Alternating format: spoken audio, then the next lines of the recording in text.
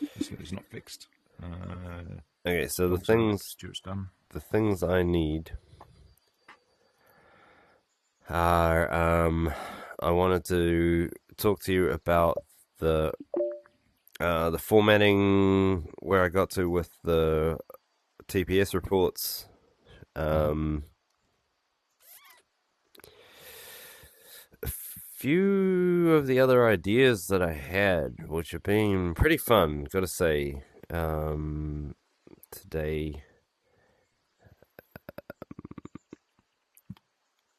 and actor IDs being the main thing. And I came up with a new data structure that we might be able to use for sets of rules. So that's kind of it from my side. The main thing, that's what I got to show. The things I need are your stories. And right. So I've been working on the stories. Want to do it first or second, or you want to show me your stuff first? let's do your stories first, because they're way more interesting than what I got, I think. So I did a test. Decided to go for the heaviest one first. Ballsy. And yeah, brace yourself because I've invented a whole bunch of new things. Uh-oh. Yeah. Uh-oh, I got my new thing shield out. Right. Okay. So, what I was doing as a tracer bullet is, remember, I used how to create a bot, then create a bot to make CRM bot, use CRM bot, realized it was wrong, and went back to how to create a new creator bot to make sure that that thing didn't happen. Then the new creator bot, the new CRM bot, and we ran that cycle. So this seemed like the hardest thing I've tried. That depends on a hell of a lot of stuff happening. Yeah, so here it is. It's pretty, not pretty. Okay, so the first thing that felt useful was just to keep myself straight. So this whole thing is that cycle. So it's Is like this committed, or can you show this in the preview window so I can get some formatting for my sure. my poor eyes? Top right button with the magnifying glass on it. No. Yep. Nearly. One more. Left. Yeah. No. Back. Oh my god. This is like a text interface's worst nightmare. Not this one. So out of this one. Where are the laser pointers? Okay, see the magnifying glass? It's in between the get one and the double bar one. You were so close. Right, I'm here. Just Yep. left, right. Right. Click. And then merge the fucking thing over so that it's Just like scroll over. no, like drag the tab, grab the preview tab and drag it onto the other tab. Yep. Okay. Wow, that went horribly wrong. How about just do that? Right. Okay, I'll settle. Right. I'll settle for that. Right. So, when doing this, one of the things seemed obvious straight off. And now this is quite complex flow, which I've described here. Right? Is this test something that you actively do and that would benefit you if I could make this test pass? Yes, I've done this a lot, and is this the most valuable task to produce?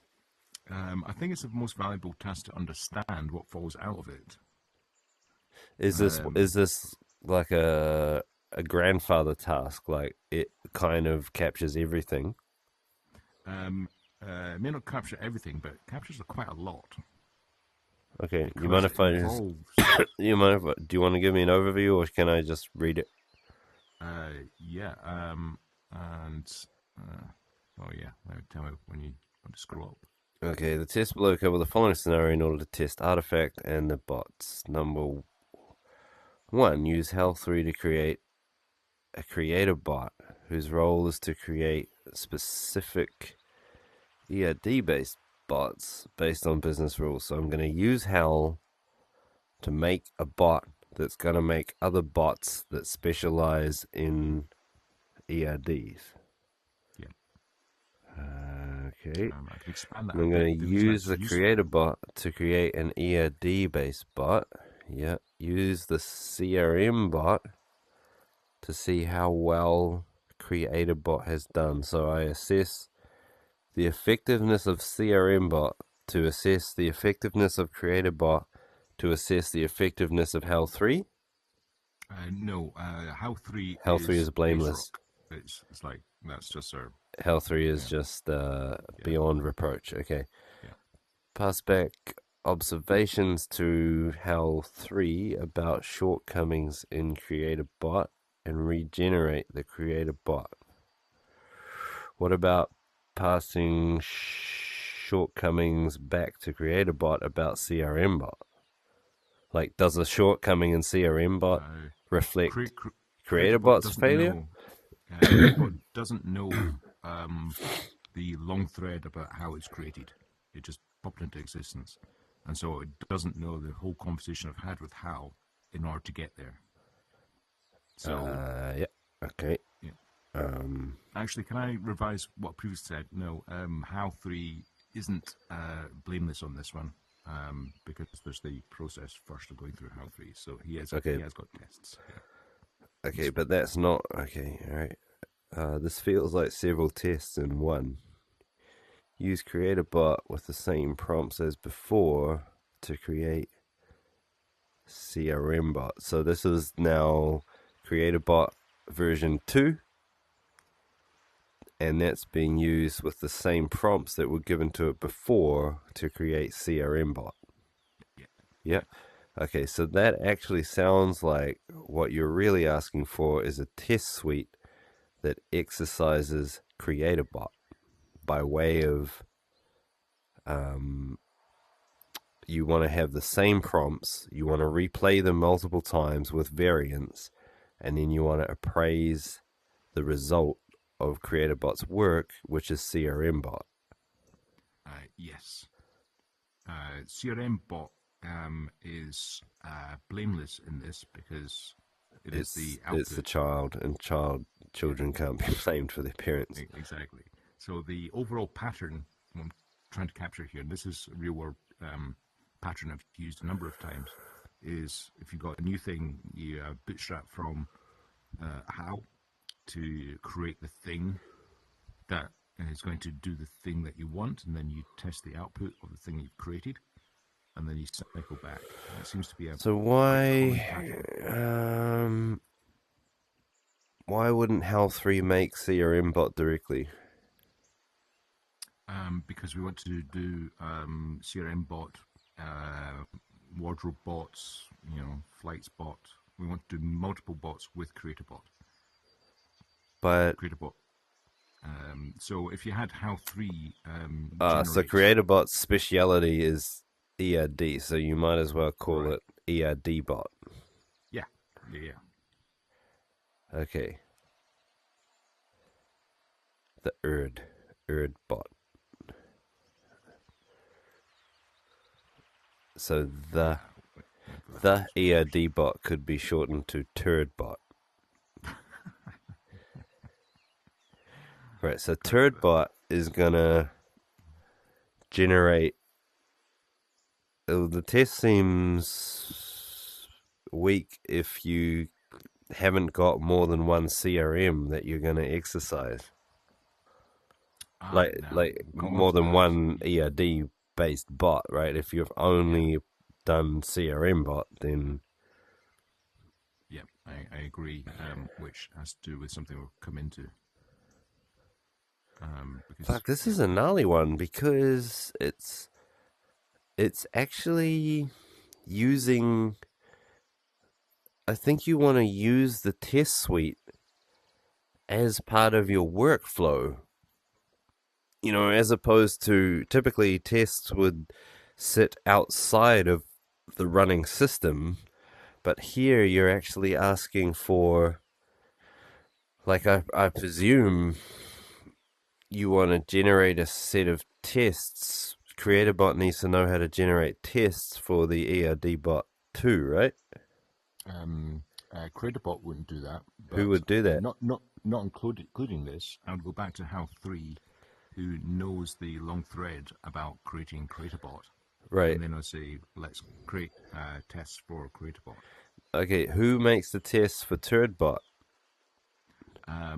Sorry. Who makes the test for CRMBot? Who makes those tests? So what I did previously was go back to HAL3 and say, okay, new thread. Here is CRMBot, and then create me another CreatorBot that creates the tests, that tests fully every area of this, which is why I'm saying this is a recurring pattern. Yeah, I feel like I haven't quite got the pattern you're talking about, but I feel like it's close.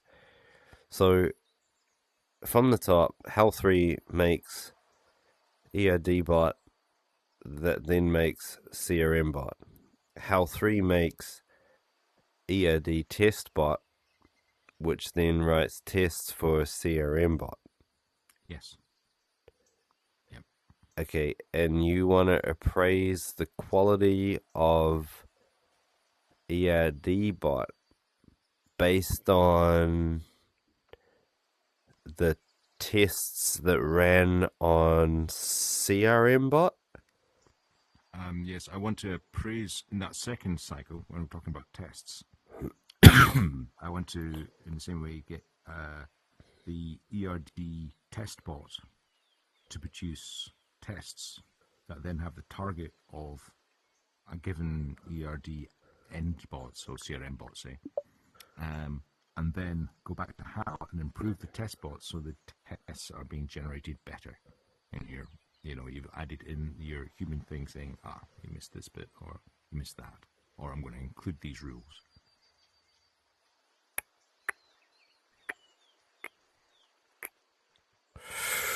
This process is never done. This is the iterative improvement cycle. This is not a test. This is the workflow that you do. I need to test portions of it to make sure that portions of it work the same. But this loop you're talking about is not a test. It's. Well, you say that, but okay. So my intent overall is to have a CreatorBot reliably create ERD-based bots. Okay, so but that's different to what you told me. Are you saying that if I provided you if you were ultimately delivered by someone a version of CreatorBot that did everything you wanted, would you be happy? Yes, and the output was the output of CreatorBot was tested, so the functionality of CreatorBot was tested, but also a separate test bot, given any output from CreatorBot, could create the tests for CRMBot, so that was happy with that as well. So there's CreatorBot, and then there's the test, there's the Creator test bot that generates the tests for the bots that CreatorBot made. Yes. Right? Why does it have to be like that? Is that just one of many ways that you'd like to be able to work, or is there some reason why that is the way? I don't know whether it's the way, but it's the way that I'm consistently using the last few months, which is okay, it's the pattern that. Okay. Because the alternative would be okay. to write CreatorBot by hand, which is kind of missing the point. So you wrote HAL3 by hand, and then you use that to make CreatorBot. Yeah. And then you use that to make the Creator test bot.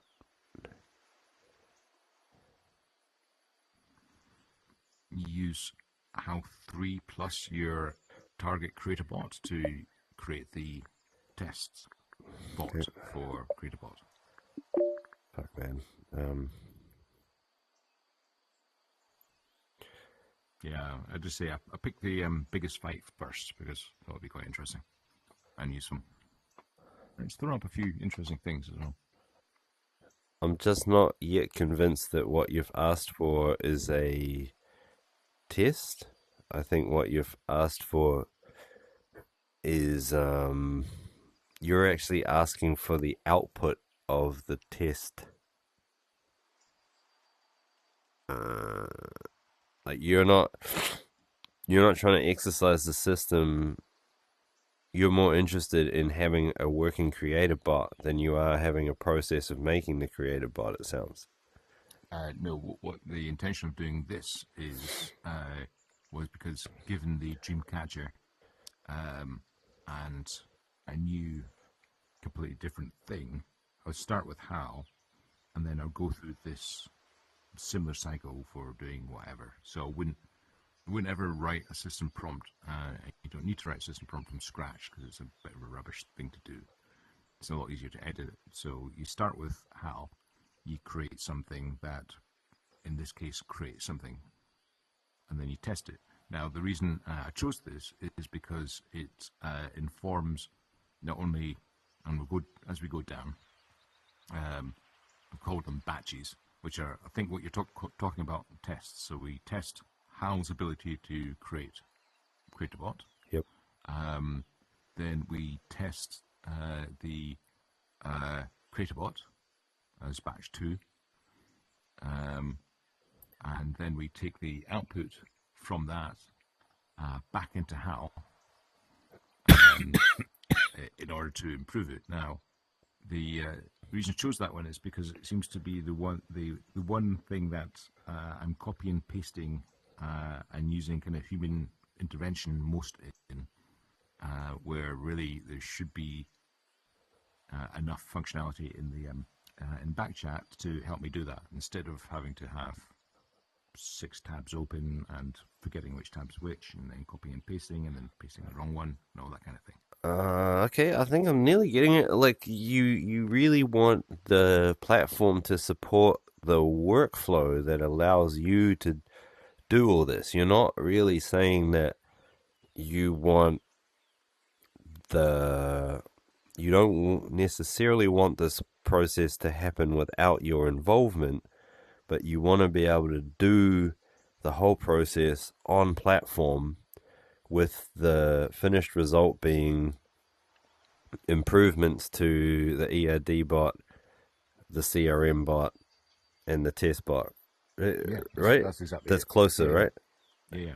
I'm approaching this as a dev with a task to do. It's like random company wants A job this. to do. Okay. Yeah, Okay. Okay. That is a meaty one, but it sounds like good money if it works. So maybe we can just start with a small piece of it. What's the other bot? You wanted the so there's the oh, sorry, I'm so sorry. I'll use your names. So you called this creator bot. yeah. So we start with how 3, which is a given. Yeah, but how 3 is not under test at all here, right? No, how 3 does get tested, because if it all goes horribly wrong, we might want to take a step back at that point. But how 3 is the hand manufactured one. Let's put it that way. Although you could use how 3 to improve itself, but I've tried that before and it gets really gnarly. But you do want to know that how 3 is doing what it's meant to do in order to create a bot. So there are tests around how 3.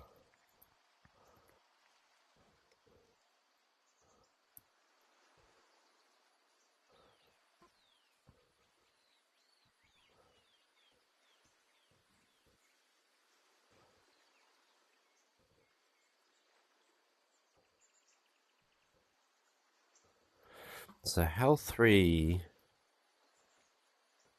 makes create a bot. How 3 makes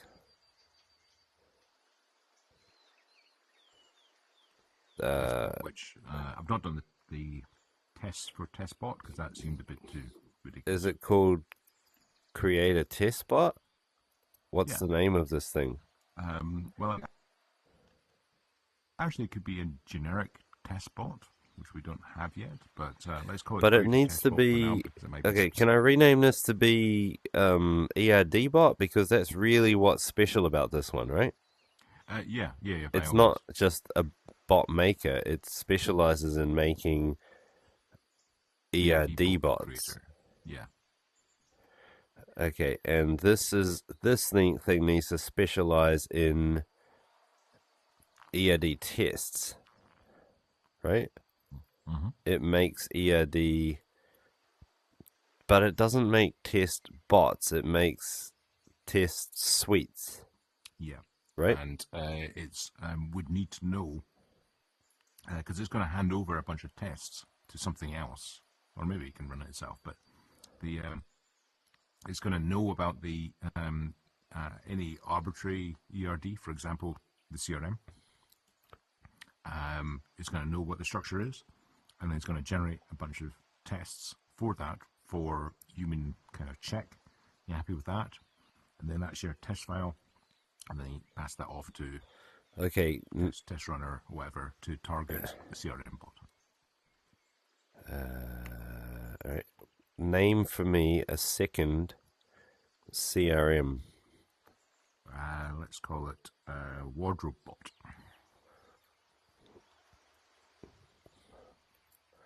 Warbot.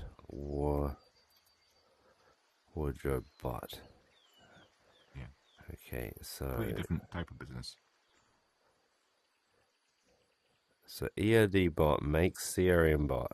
ERD bot makes wardrobe bot. ERD test bot makes orange is a good color.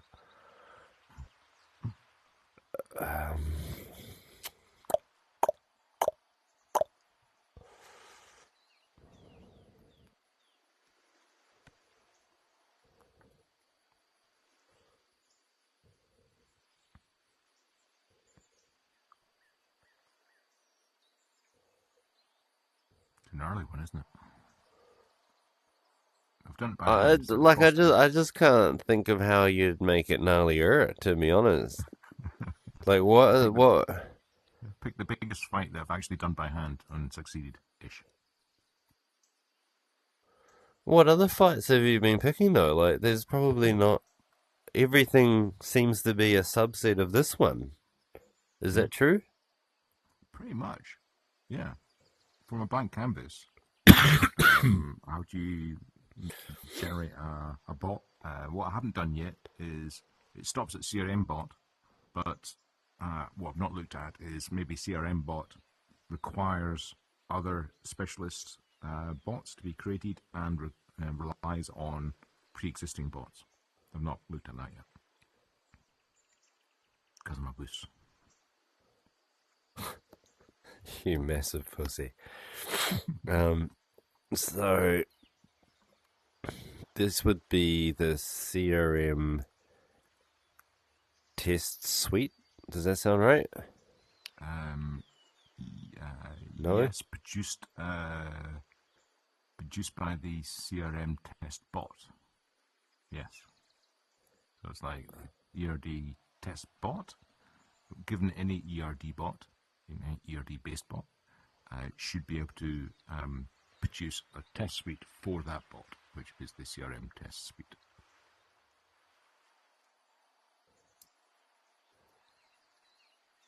Technical difficulties have taken hold. Oh, in what way? In the fact that I don't know what's going on. My computer's bugging out. Oh, right. Oh, right. Laptop ones. Okay. I don't know what's happening anymore. The remote desktop app has conked. Ooh. Oh, that's not good. It's the opposite of good, actually. So Hang it's on. not self-improving and self-healing. No. it's just not acceptable anymore. Sorry. It's a subpar.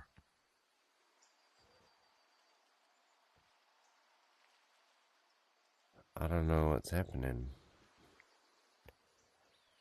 This is rubbish.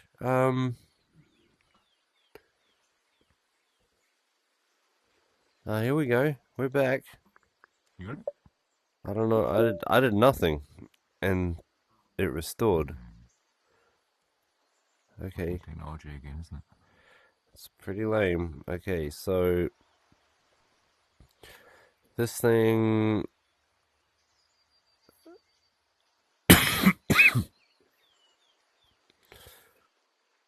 I saw the doctor today. Yeah, I was about to say, how are you feeling? Pretty bad, but he gave me some awesome drugs. Ah, beautiful.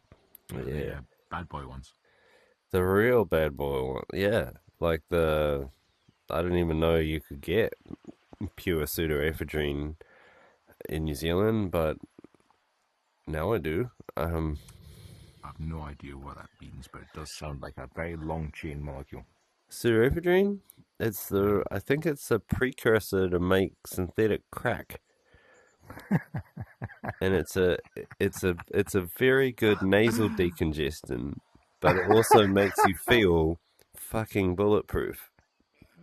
So I know making crack has got really good nasal cavities. Cocaine does that, yeah. It dries up your sinuses. Well, yeah. Also, it eats away at your tissue, but Well, that's more of a mechanical effect. Side effect, schmide effect. I mean, Okay, so we've got ERD bot. ERD test bot is gonna create. I've completely lost the meaning of what the color of my arrows mean, but ERD test bot creates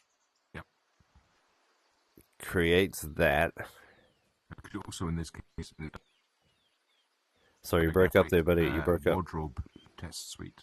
ERD test bot in this scenario could also create wardrobe test suite. Right. Because it knows what the intent is, or it knows what an ERD is, and so given a general view of what an ERD is and a specific target, it should be able to. It should be able to generate the test suite for that any specific ERD that has been created using the ERD bot.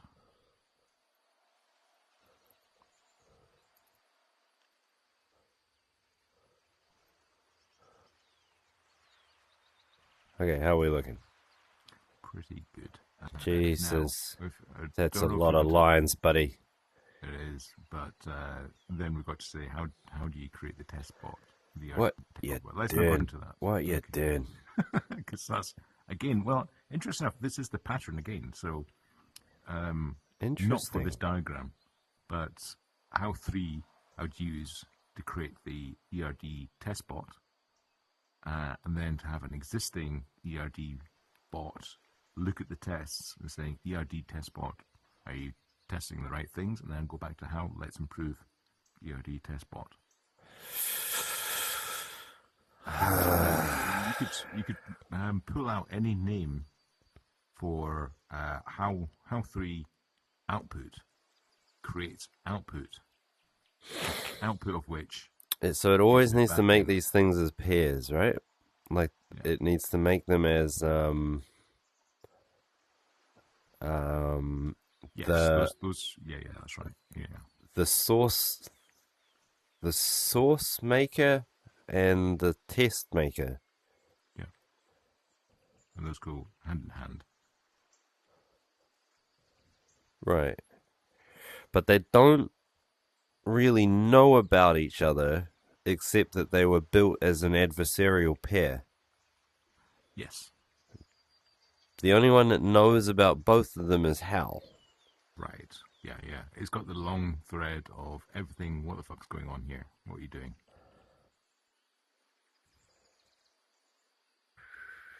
The CRM test suite would be in the test formats that we've been discussing, where it would help you would chat with ERD testbot to make the CRM test suite, right?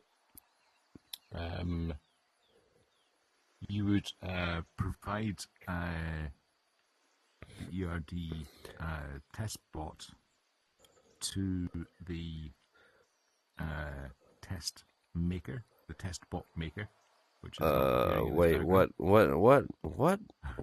the where is the bot that you just named? Okay, so, well, actually, no, scrap that. No, you go back to how for that. So you'd use how to create the ERD bot, use how to create the test bot. Which test bot? The ERD test bot. Yep.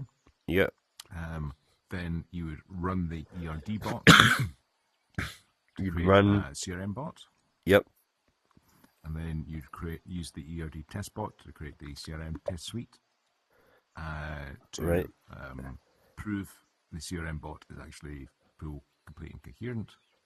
Right. And then if it's not, then it's like back to the start to how who knows everything about everything on this one. It's like, yeah, sorry about this.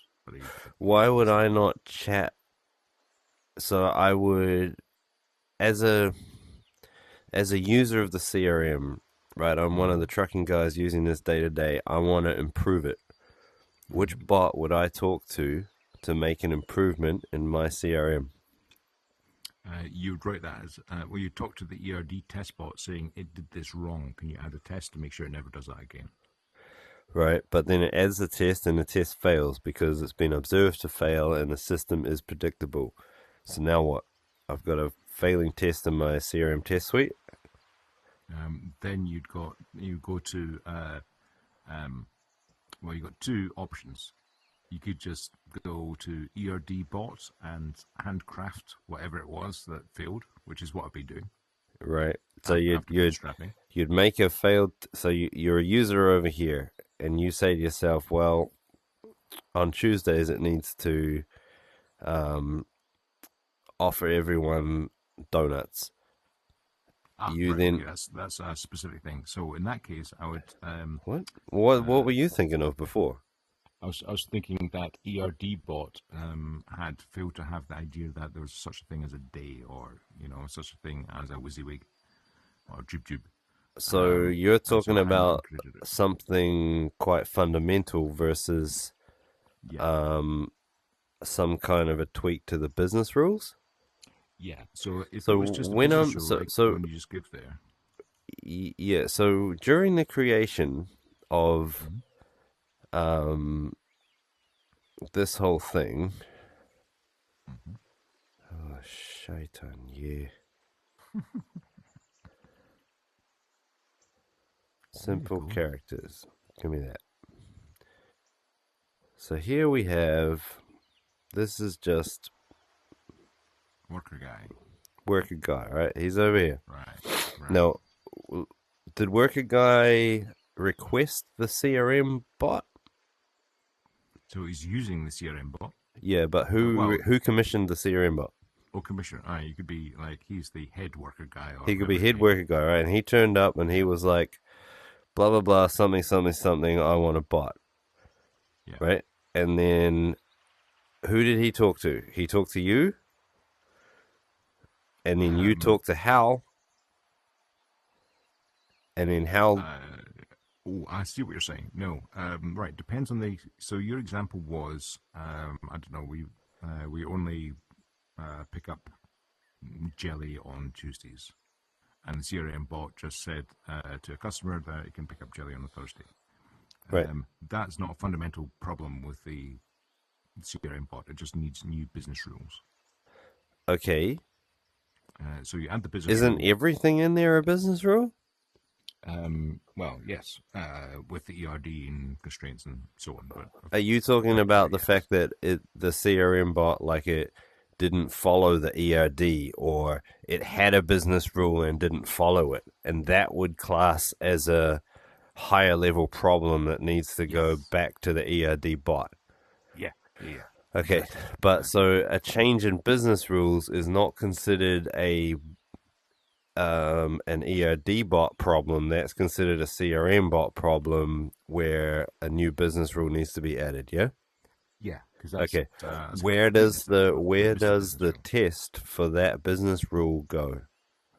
The test for that business rule would be you'd add in the business rule, and then you generate using ERD test bot. It knows about the CRM bot, and you're saying, I want to add this new business rule. I need new tests to test this. And now we've got CRM Test Suite version 2. So when I want a new business rule, I talk to ERD bot to update CRM bot's business rules, or no, is updating business rules part of the functionality that CRM bot has? You could go into CRM bot itself and just manually add a new business rule, but then that business rule needs to be well, actually, no, you're right. Sorry. Where did any of the business rules come from? At what point did head worker guy talk to anybody in the universe and get his business rules put into CRM bot? Head worker guy puts his business rules into ERD bot. Into ERD bot. CRM bot. So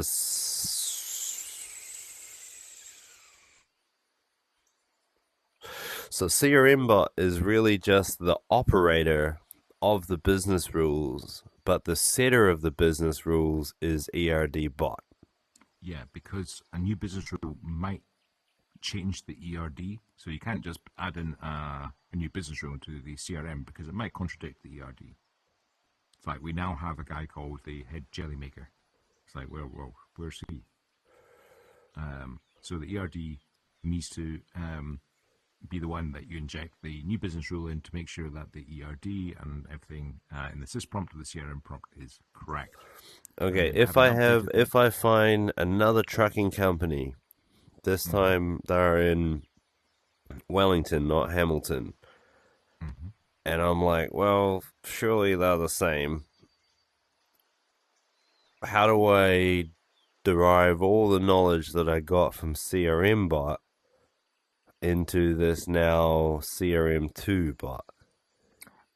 That's a good question. So, if they're identical, the CRM bot is unpopulated at instantiation. Well, you mean so ERD bot makes a blank CRM bot? And it makes a system prompt.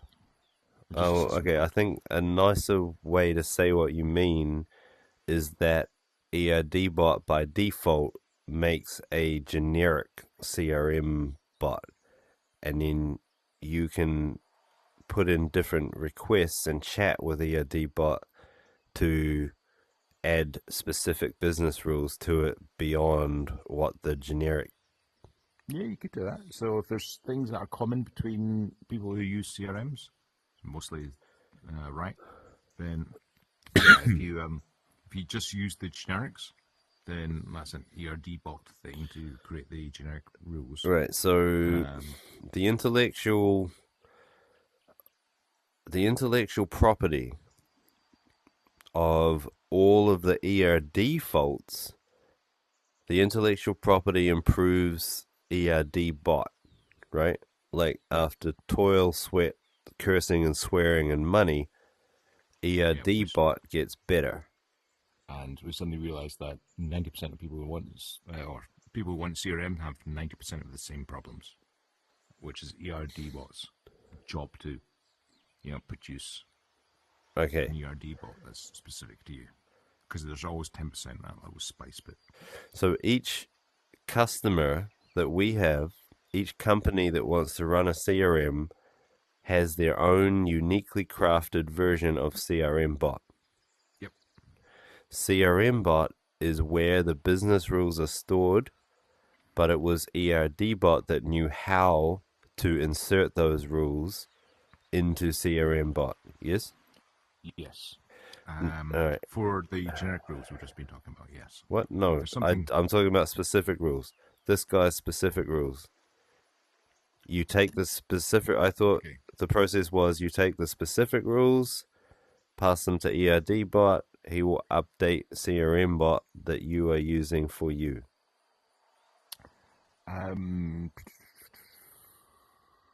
Yes. If we're chunking up here, right? So ERD bot should be able to create a CRM, a bot, and a wardrobe bot, and any other numbered bots, so long as you're using the ERD method. Yeah. Um, But you now, just told the- me earlier that if I want to add a business rule to my specific bot, I need to go via ERD bot because my business rule might change the ERD. it doesn't change ERD bot, but the No. ERD needs to be recreated to Yes. generate a new CRM. Yes, correct.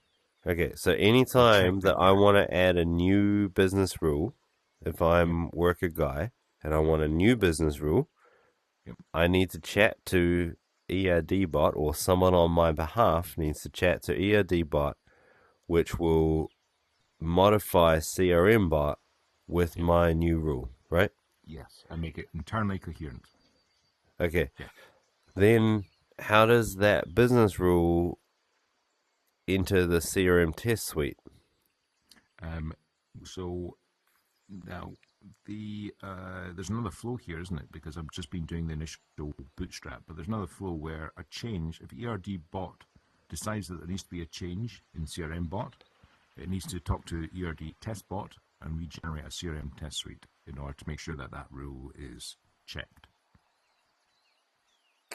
So there's a You arrow told between me ERD that these two bots. don't know about each other, but now Yes, because ERD bot needs to talk to test bot. Yeah, that's because we're now talking about interaction. So this is like Bootstrap, sure. When there's no ERD test bot at all, you're talking through how. But if you are talking about the ERD bot, it's not being altered here. You're asking the ERD bot to produce a new CRM bot, and therefore it needs to know to kick off the ERD test bot to create a new CRM test suite. Okay, what I think is happening here is that you are really asking for, when you click go on ERD test bot, ERD test bot pulls in the CRM bot so that it can read the business rules and the specific ERD that's in CRM bot, and it uses that information to generate the CRM test suite. So if worker guy chats to ERD bot somehow to get a new business rule put in that triggers a modification to CRM bot, then it also needs to trigger regenerating the CRM test suite based on the modified CRM bot. That then changes the CRM test suite, which then reruns all the tests, including the new test against the inserted business rule. Yes, I'll make one modification to that. In that black line you just drawn, This one? I think that should go from ERD bot to ERD test bot. The logic is the same, but the reason is we don't want to add in anything new that's unnecessary into CRM. That's nothing to do with the CRM. And It's more, I'm just trying to recreating indicate a tests pool. Like is a it's more, generic thing. it's not a, like this arrow is not right. It's like,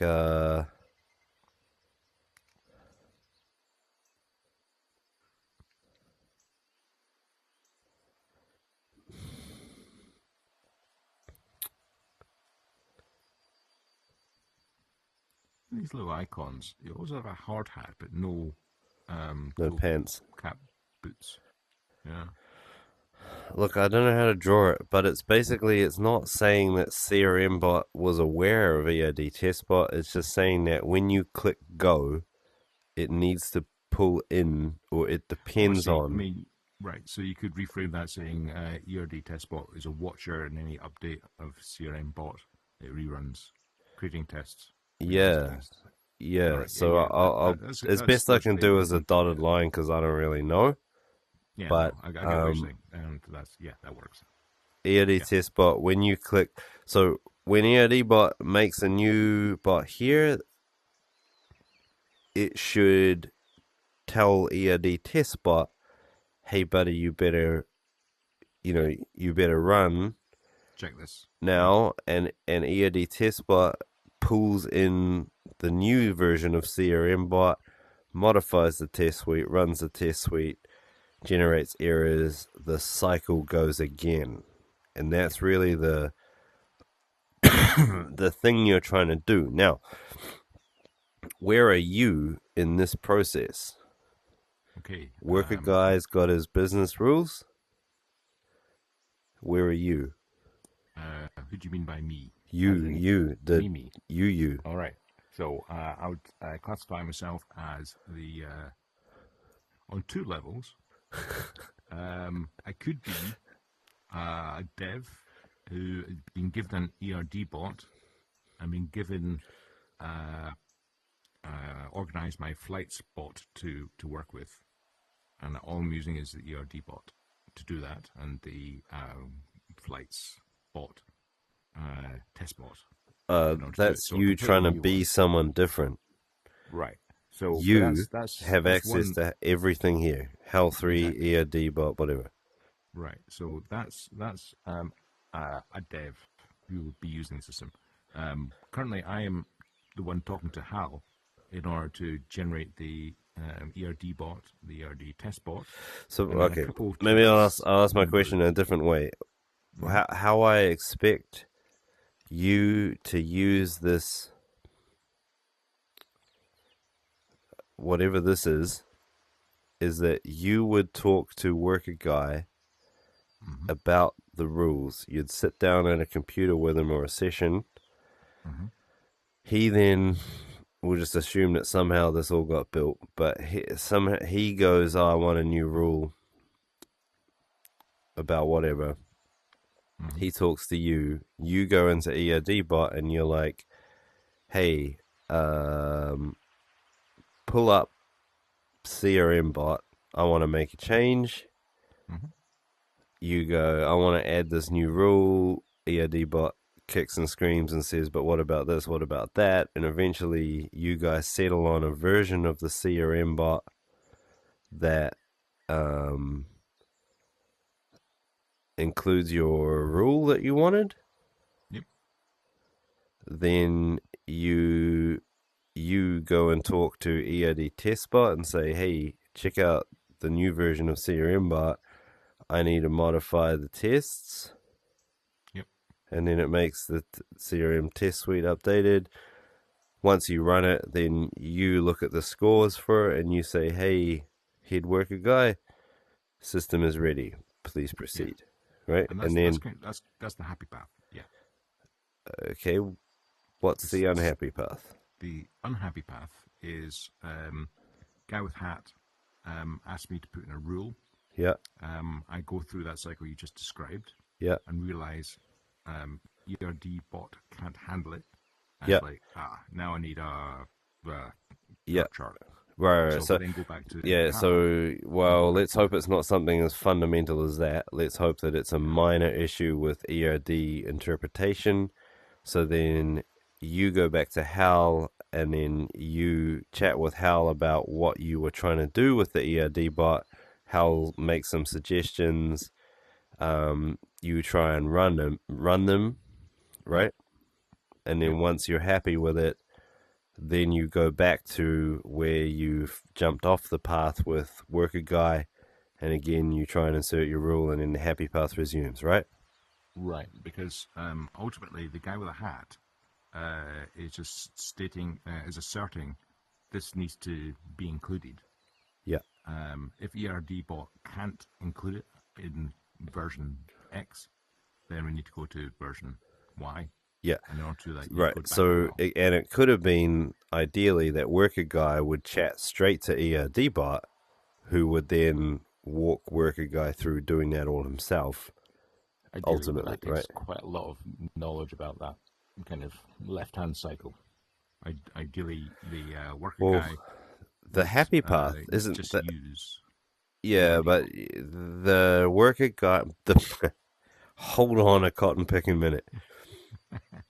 The primary offering of our platform to small businesses that don't have software in place is that they can use our suite of tools to either ask for work to be done cheaply and in a marketplace, or they can do it themselves. So he should be able to chat to ERDbot to get his rule put in without blowing his legs off, right? Yeah. That's the happy path. But you just said that needs a whole lot of knowledge of the left-hand side. Are you talking about if the unhappy path occurs? Yeah, and the unhappy path is okay. Well, I'm happy to assume that the unhappy path, if he hits unhappy path, then we kick in. Exactly. Okay. It's a bit like, and also, the unhappy path can extend to artifact doesn't actually support. That's the thing, right? Like, because on the other side here is this really unhappy path where you're like, something else is going on. You need to get into coding again, please. We need some artifact changes. There's kind of a divider for Hat Guy. There's divided line, which really is around the ERD bot. So you can go to the ERD bot. So ERD bot sometimes, because he sort of pokes at it and then may need an expert sometimes. Yeah. And the expert is pulled from a marketplace and is summoned by a combination of goodwill, interest, and money. And then sometimes specialist ERD bot operator guy can't solve the problem using ERD bot, and now someone needs to go deal with HAL 3. So the same upstream push happens. He can have a go at it, but he can also create an issue and fund it to be solved using the next level up, right? Yeah. Right, and so it goes on up to artifact here, where it's like artifact. We don't want anyone messing with that. Right, we're like, okay. So closer to the left, it's like, no, we'll do that. The other thing, the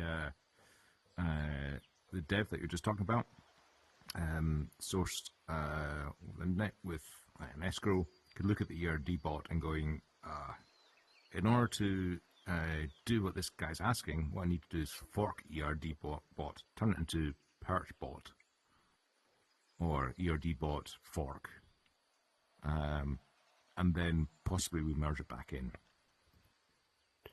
Possibly.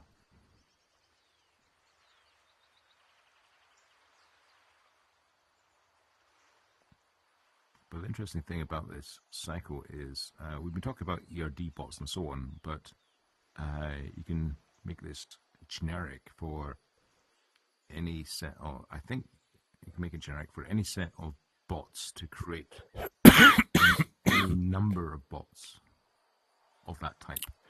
Tell me one more time what you were saying about forking ERD bot. So now it's going to be ERD plus PERT bot? Yeah, so say if a Hat Guy asks for something which is literally incompatible and a breaking change. Yeah, right. Yeah. Bot. So he needs fork it. So he's going to fork it. It's going to become PERT bot. Then PERT bot is going to make CRM bot version 12 or whatever that also includes PERT. Yeah. Right? Yeah. Okay. Okay. So two things that I want to cover. I would have done the cycle differently for this guy. I would have got him to write the test first. Okay. Which would have updated the test suite to be failing, and then talk to ERDbot to get the tests passing. Now that changes some of these arrows because now ERDbot needs to really be aware of the output of CRM test suite because in my way of thinking, ERDbot and ERD testbot are so close to being the same thing that they might ERDbot needs to see that the output of the CRM testbot because you really want to be able to feed that in. Now, it might be that you need a third bot that can interpret the test outputs, but somehow or other, the information of the TPS report needs to make it into ERDbot so that CRM bot can be modified. Now, That is a better way of doing it. That's a better way of doing it. So in that case, Hatman comes up with, here's a business rule. And then we teach the Hatman to say, well, okay, so refer to that business rule as a test and give me a user story. Goes into testbot creates a CRM. right, because you're like, tell me how you plan to use this. Like, what's the scenario? As well. That is safer because ERD bot can look at that request and go, yeah, no worries, got it covered. Here's your new CRM bot. Yeah, because writing the test gives you I can't do that. Writing the test gives you more information than just the rule, because the rule doesn't have intent.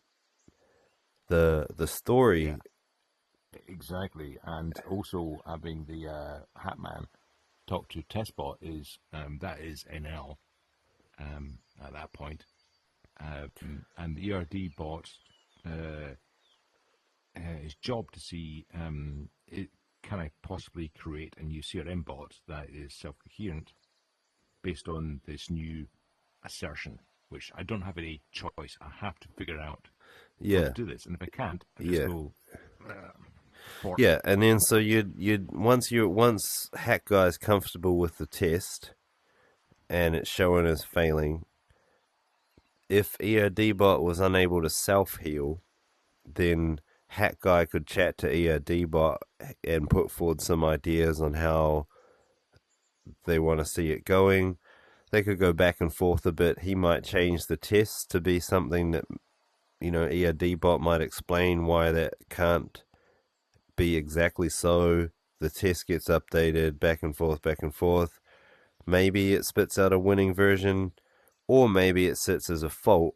But now, at least when we publish the stuck, we got this test story that shows what the guy wanted. It's a failing test, and we're like, here's money and love if you make it pass. Yeah, and also remember that the one chaotic character in this thing, the most chaotic character is Hat Guy. Hat Guy. Say, I just asked for a business rule about Jello. Actually, I meant jelly. Yeah, so he could either hoist that into the market directly, or he could have a twiddle around with it himself. So that's always the options at each column. The expert who excels at that level can either hoist one higher or hoist into the market. Exactly, and maybe Jello is really important, and you can't switch to jelly. In which case, put some money against escrow. But maybe jelly will do. Oh, maybe. Who knows? Like, actually, I'm going to reduce my expectations of the business rule. So, I know I was complaining that there were too many lines, but what is that? You said to me that way's nicer. How do I change the lines to reflect that? We need a line from Hat Guy, who at the moment doesn't have any lines. Hat Guy gets the dotted line into testbot, talks to testbot and say, I want to add a new test. And then testbot needs to know about, obviously knows about the test suite, but needs to know about ERD bot saying, I've just created a new test suite for you. Can you figure out how to make this work? So the dotted line is the information from the test suite needs to go to ERD bot. Yeah, and ERD bot needs to talk to testbot saying, yeah, got it, that's fine. Stick with that test. Or, no, can't do that. In which case... It's stuck, right? It's stuck, and then Hat Guy comes in to try to fix the stuck, and if he can't do it, then it goes to the market. Yeah. Okay. Far out. ERD test bot. Maybe this line is wrong. Yes, I think it is. That line should go to the Hat Guy. Actually, it's ERD test bot comes first, So you'd talk to ERD TestBot first to make the CRM test suite, Yep. and then the results of the test suite would be passed to ERD bot to make CRM bot that passes the test suite. Yeah. Yeah. Which is the self-healing bit, right? Well, it's just it's test driven development, and it's better that way because someone is always being the test suite. Like if you don't start with the automated test suite, then Hack Guy is the automated test suite as you construct the ERD bot. But by getting him to come up with these stories first, which is what I'm trying to do with you, by the way, Awesome for you. Let's figure out this one. Well, if we can ever digest this elephant, yeah. Anyway, I'm going to skip ahead a few bits. There's some missing pieces here. This is poor old me with no thanks and no anything really. And then it produced somehow HAL. But there's... Okay. I'll just fucking do it because I don't... Natural language sucks. Natural language is awesome. Coding sucks. That's true. If I had to pick between those two. So, what you're missing is the HAL test suite. Ah, yes. And that's really what I want to hear about, right? Right. Okay. That's actually what I spent most of my time on this Markdown. But only in the context of this particular problem of generating ultimately a CRM bot. But remember, HAL is a general purpose bot to actually make sure that what you've asked for is what you meant. That's its job. Right. So I'm here. I'm making an artifact. You and I collaborated. We managed to spit out HAL. Yep. HAL 3, in fact. I know. I've started making not HAL test suites, but HAL is actually a multi-agent system because it's got the switchboard, it's got a bunch of other stuff hanging around there. Yep. And so I've started making the test suite that I'm going to call the HAL test suite because that's what it is, testing the components of HAL. Yeah. Right? And it's very much hand spun at this point because that's just the level that we're at. And it doesn't matter if HAL is a compound. It would, you could just call it HAL 3 compound if you want, but it's HAL 3, that's your interface. It's a compound bot, and it presents as one. Its test suite tests units within it, as well as the integration connections between those components, as well as the end-to-end system as a whole. Right. And it also contains a lot of manual testing where you and I look at it and go, oh, that's not right, blah, blah, blah, blah. So it's like a little bit of hand waviness and a little bit of formality starting to creep in there. Blah, blah, blah. Right? But it's pretty, artisan at that point. Yeah. Okay. Now we use this tool and this test suite to make ERD bot. And this is the point I want to make. You need this bit. Yes. Well, every bot needs a test suite of their own. Right. Yeah, and you didn't mention that. No, I was trying to keep it simple. Failing.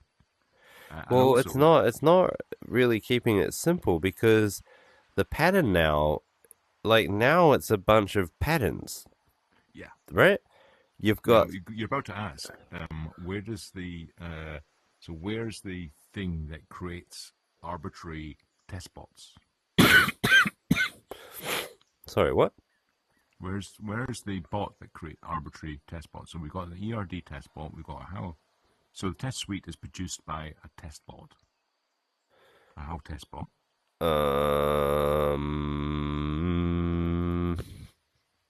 Unless we handcraft that. At some point, it's not bots all the way down. At some point, it's like, well, we'll just fucking write it.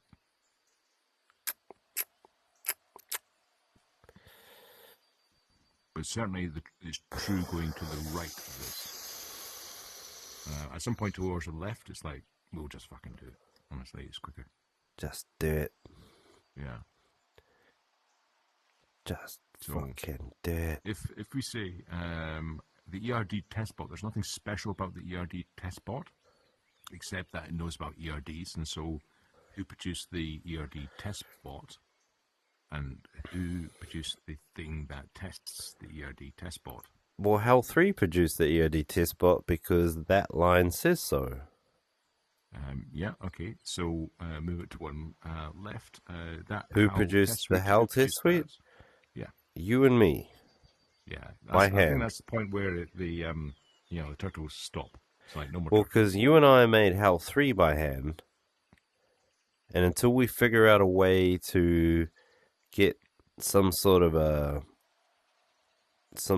loop going like that, until we can get that going, it's HAL 3 by hand, right? Yeah. Albeit that I used HAL 2 to make HAL 3, but yes. Yeah. We'll just omit that one from the history. HAL 2 is done. Right. So this is, whilst complicated, has many recurring patterns within it. We've added a new ability at each stage. From Artifact, which was the base ability, we now added the ability to have a bot, and we made a test suite to verify that bot. Then at the following level, the ERD level, we created an ERD bot, and we created an ERD test bot. Yep. Those things had their tests within them. I think that they maybe need to be by hand at first. Probably. Oh, almost certainly. There'll be intervention at least. It might be leveraged, but there needs to be intervention. Heavy intervention, eh? Because we're still at the point where sometimes I have to go back to Artifact and add some more bits in.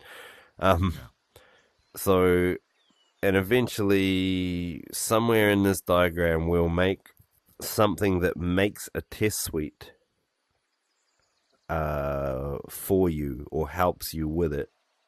Yeah. But that doesn't seem to be this thing, because this thing specializes in ERD tests, whereas we need something that specializes in bot tests.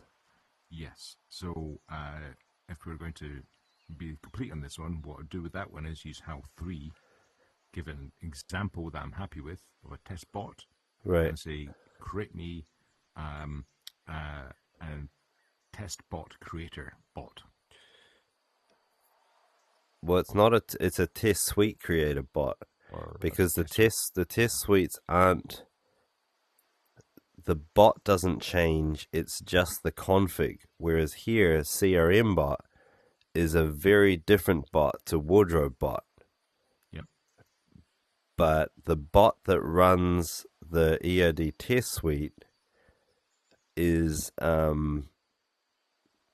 still the same bot each time. It's still generating.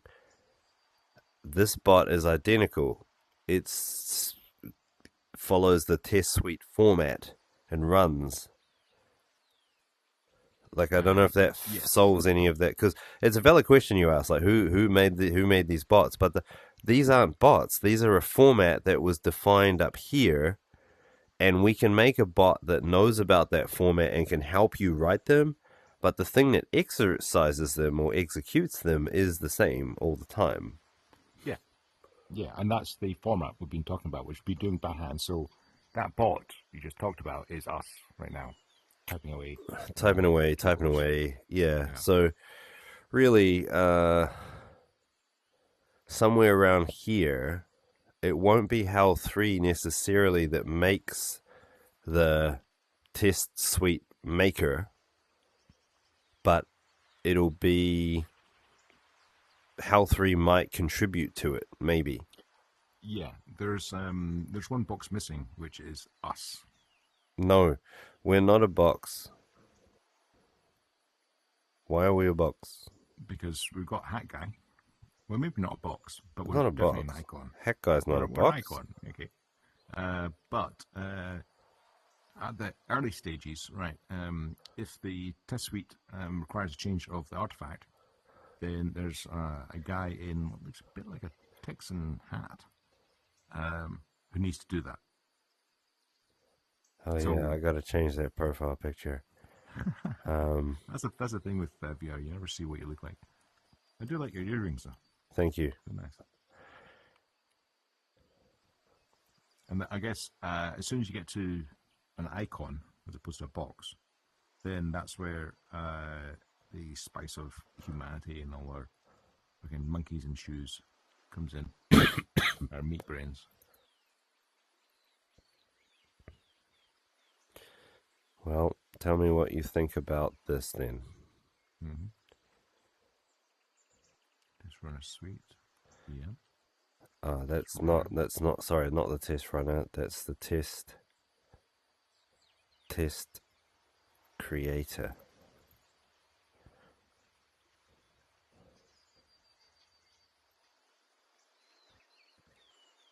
Because that we haven't even touched on this one yet, and we can't do it until we've manually made the first test suites. But test suite creator feels like an inevitable thing that'll come real soon, because of course we'd follow that pattern. But it feels like that is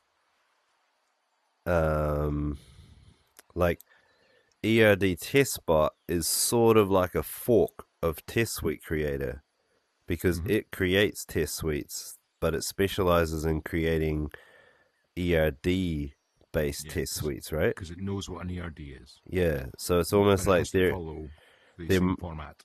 Right. So there might be a generic test suite creator that this would create, and I've sort of by default started using red as creates.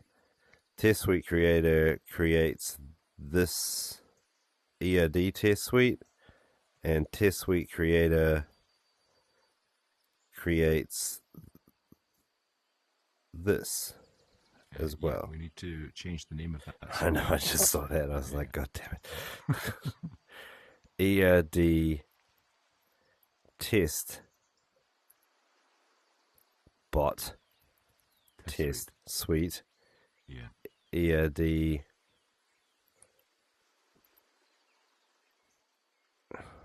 bot. Oh, you fucked me. You fucked me. All your arrows are off now. Fuck you. Fuck you.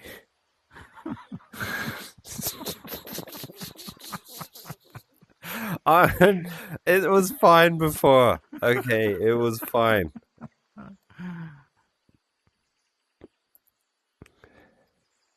Yeah, just do the bottom one. So, yeah.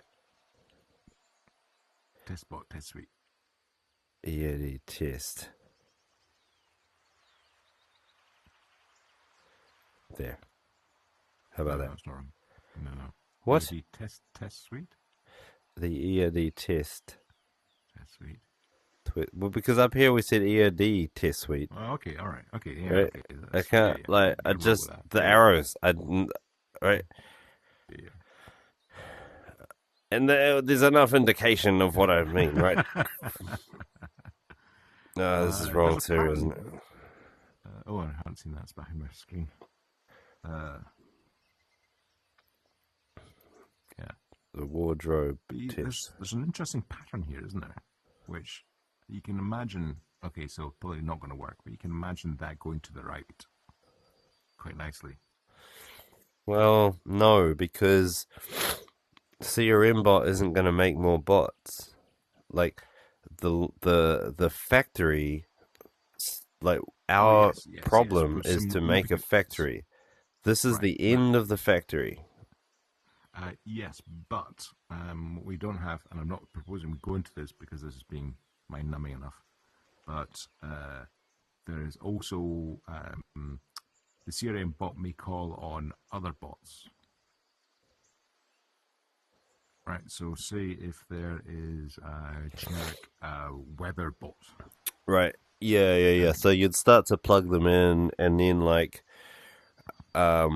maybe this guy, because he doesn't have clothes, needs a wardrobe bot, and so he specifically might use or draw on CRM bot and wardrobe bot.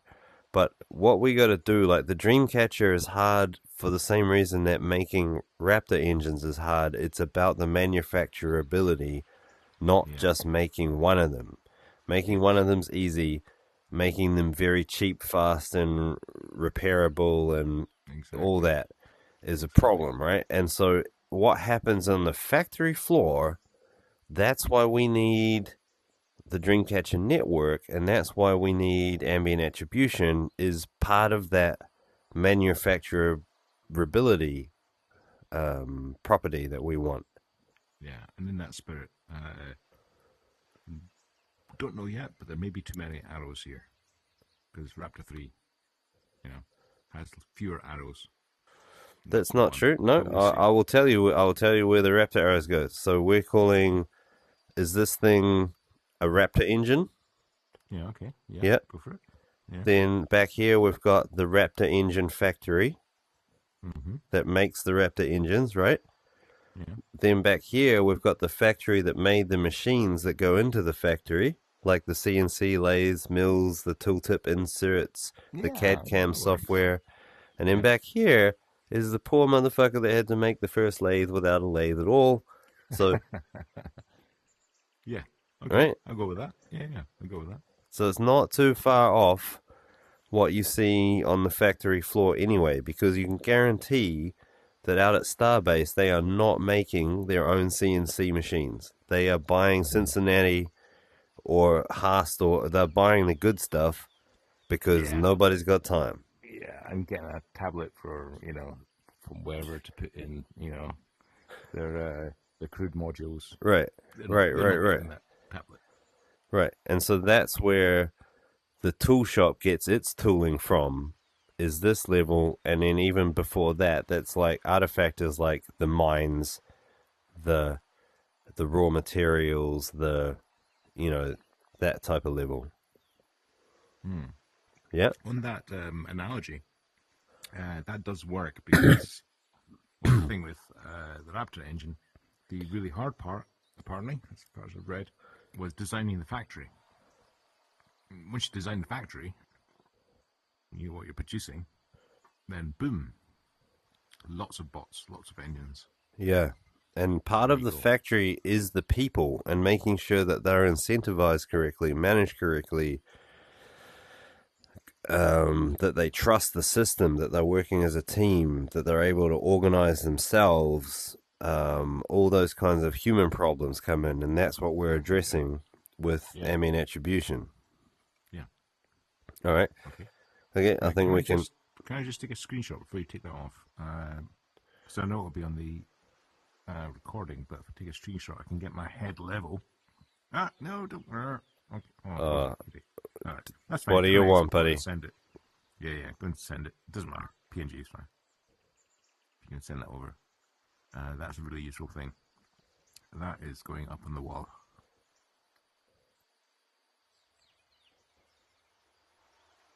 Okay. All right. Now we have a reference. We'll see if it works. Feels like it should work, because this emerged from me trying to do this by hand as a Raptor artisan without factory. And I was like, yeah, you were trying, and that's how the prototyping system goes, right? But as you found, the performance is limited and the time is long, but you saw enough promise to say, well, if we mechanize this, we can do better. Yeah. And just like the Raptors, we'll see version 1, version 2, version blah, blah, blah. The factory will get better. I mean, the factory was basically cobbled together by hand. So, you know, we can get back pressure benefits soon enough where this factory system can start to work upon Artifact itself and improve it. And that's really my goal, and that'll be a major celebratory milestone, is when we can get the factory network producing improvements in Artifact itself. That's winning. Even higher is like, for example, if this thing goes gangbusters, because we're actually trying to make a project management system that includes a marketplace for human labor and technology as well. So if this starts operating correctly in the marketplace, then upstream could be things like the node modules that Artifact depends on could end up being improved because of what's happening on in this factory. The ultimate win is improvements in the JavaScript language because of enough pressure from the factory. Like as soon as we can get the marketplace running with project management, it's like the meta level of product development. It can influence all type of invention, which includes all of the components of the factory and Artifact itself and this guy's hat and his wardrobe and everything. And it connects it all together in an intelligent way. Yeah. And so you're talking about the kind of horizontal, which fits, so I can see there's nothing we're doing here that would break that.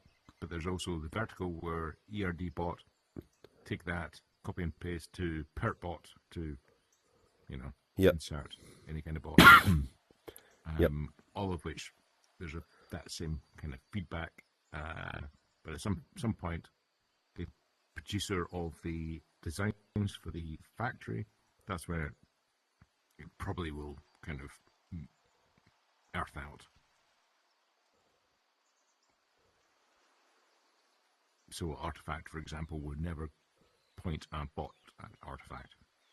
Yeah, you would. You absolutely would. You think? That'd be fucking scary. Because once GPT-5 and GPT-6 and so on arrive, using this model, you would point those bots at as much of Artifact as you possibly could. Right? I suppose you could do modeling. Yeah. Well, you'd do actual code and you'd generate the tests for Artifact. I just, with my little meat hands, hit each keystroke individually to make that damn thing. Yeah. So the sooner I can get a bot to do that. Yeah. Okay, cool. All right. I'll show you how much time. What time is it? How much time?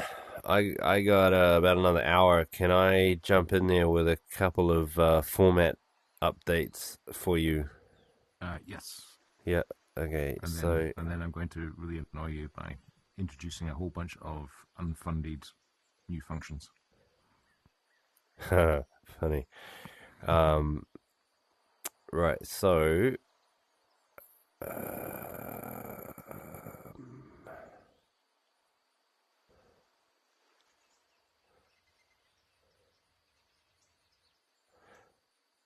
Oh no, I lost it. Hang on. I lost Artifact.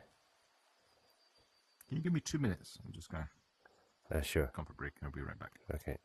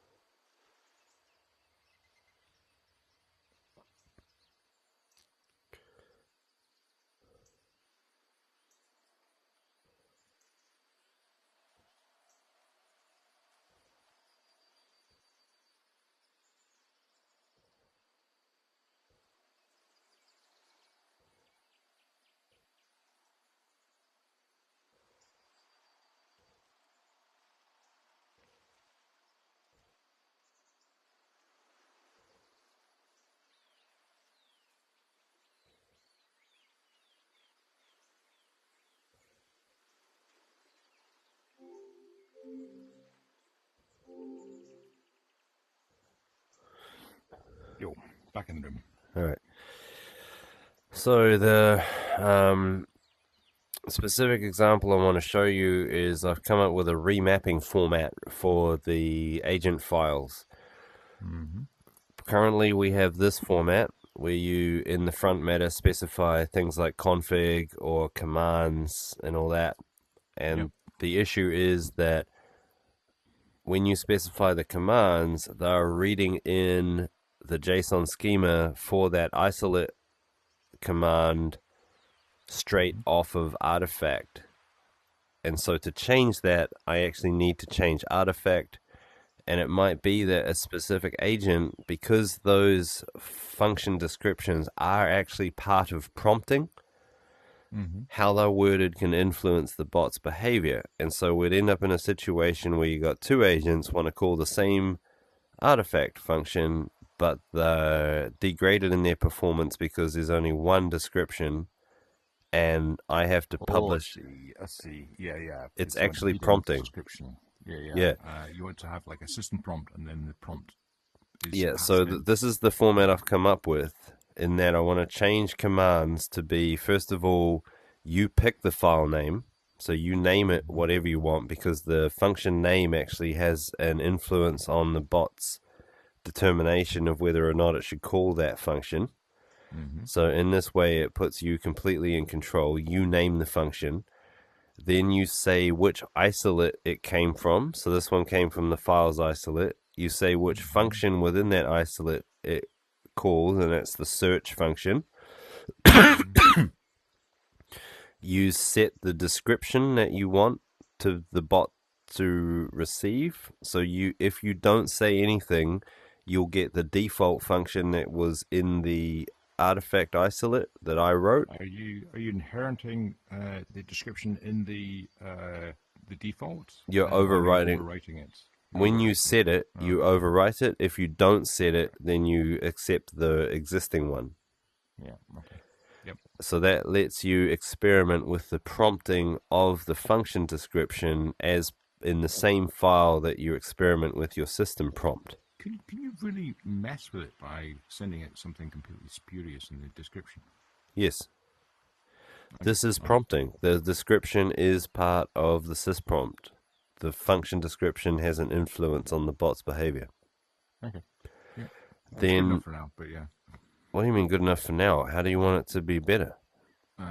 Inherit some kind of core description. There's no core anything. Like you can't know what people want to prompt their bots with. No. So if I understood, isolate files as a description. Yeah. Well, no. Search files. The search function within isolate has a description. I'll pull it up and show you just for reference. Right. This is the files isolate, and it has the search function is here. Right. Now I might have misheard you, but by writing in the whatever you called the new function that called the files search. Yeah. You can overwrite search for a file or directory to show me a picture of a rabbit. Right. That's right. Okay. And that's what you should be able to do, because that's prompting. Yeah. Okay. Prompting without guardrails, but yeah. We have not done guardrails. Guardrails is a different layer, right? Like you can do anything you want in the sysprompt too. Yeah, no, that's true. That's why I'm saying that's fine for now, but we might want to revisit that in a year or so. Okay. When you want to override the parameters, it's a similar sort of a format. You can rename any parameter and add any description to it. Yeah. It was called the query function, and now you rename the query parameter, and now you renamed it to be the query thing. The parameter name is now query thing. Okay. this is an example of an unchanged parameter. If we assume that there was already a parameter called unchanged, I'm keeping the name the same, so therefore I don't need to add the was, and then I'm changing the description so that it's more in tune with the purpose of this agent. Right, gotcha. Okay, that's wildly powerful. Yeah, right. Doing it. Yeah, I I guess don't. that's why I was saying it's a bit guardrail-y thing, but it's wildly powerful. That's really helpful. Yeah. I don't know how to do nested parameters yet, but I hope that we don't need them just yet. There's not a lot of nested parameter generation in the system anyway. So, yeah. And my experience is the bot actually performs quite badly on nested parameters. It often hallucinates at the next level down. Well, it's Chinese whispers. Yeah. What do you mean, Chinese whispers?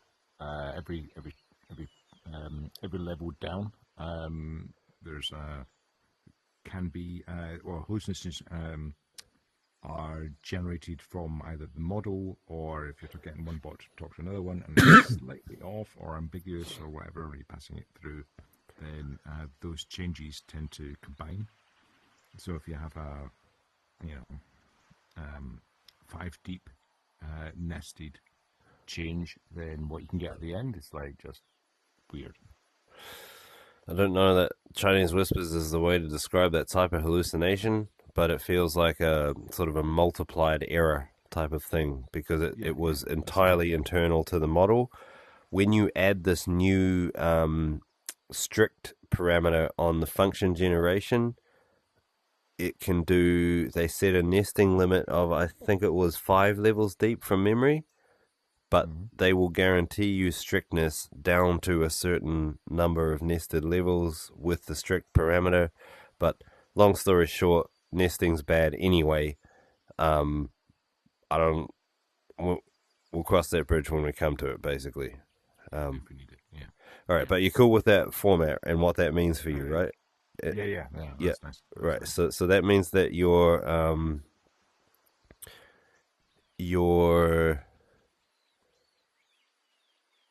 HAL and ERD bot would be able to write these bots with doctored function signatures in order to help the prompting.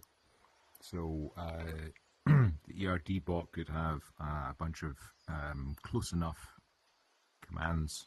Yeah. And they can rewrite the commands to be more specific and helpful. Correct.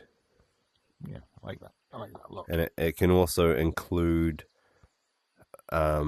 conditions like only call this function if you're absolutely sure you want to launch the nuclear missile. Like, you can add parts of the prompt into the description in this place, and it makes it more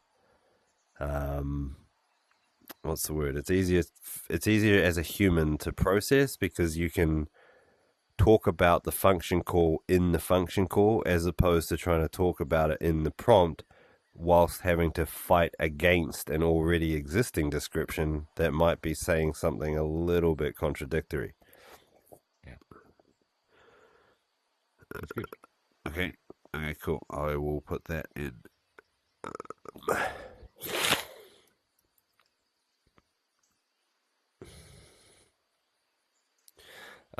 Reasoning for Summoner and Switchboard, I decided that I want to actually put that in the thread and then present it to the user, because I realized that we need a way to chat with.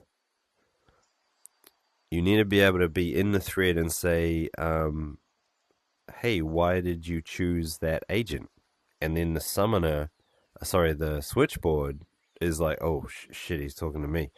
And then, or the help bot or whatever can look at the thread and see the switchboard's reasoning in the thread and say, well, we thought you wanted this agent because of these reasons.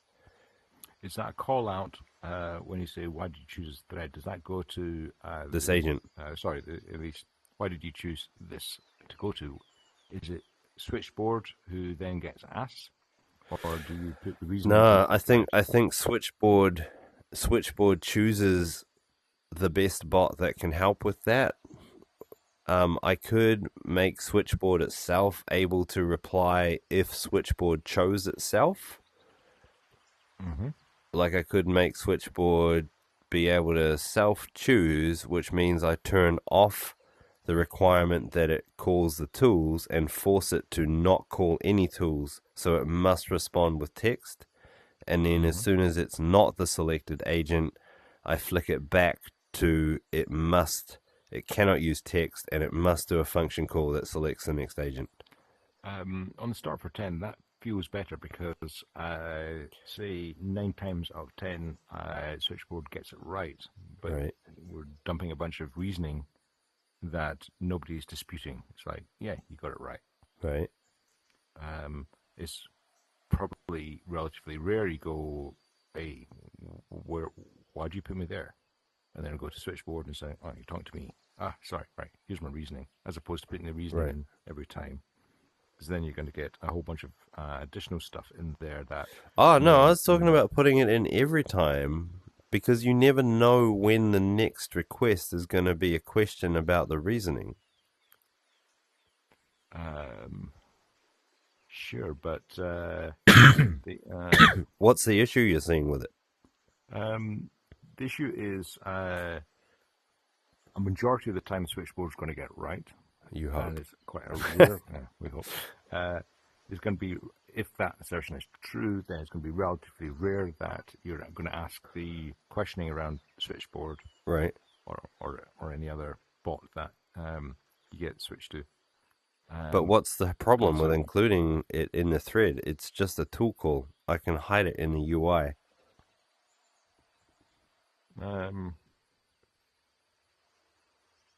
There's no problem. This seems more parsimonious to actually ask when there's a problem, as opposed to assuming there's a problem. Let's drop it in every time. No, it's fine. It's fine. It's just thought. It just seems more parsimonious to be able to talk to or ask a question, and then that question goes to the switchboard and go, oh, that's a question I can ask. You talk about me. Yeah, but that means that it needed to have stored its reasoning somewhere, though. Where would it have stored it? Like in a little sort of a side. It could store like just the last set of reasoning so that you can only ask. But then you're right. You could be saying, well, you know, 3. I'm down a rabbit hole. Why am I here? Yeah. Yeah. Okay. Fair enough. Yeah. Yeah. Okay. So we'll see how we go with that. So these are sort of like structural experimentation things. I'm sure there'll be plenty of sort of backtracking and changes and whatever.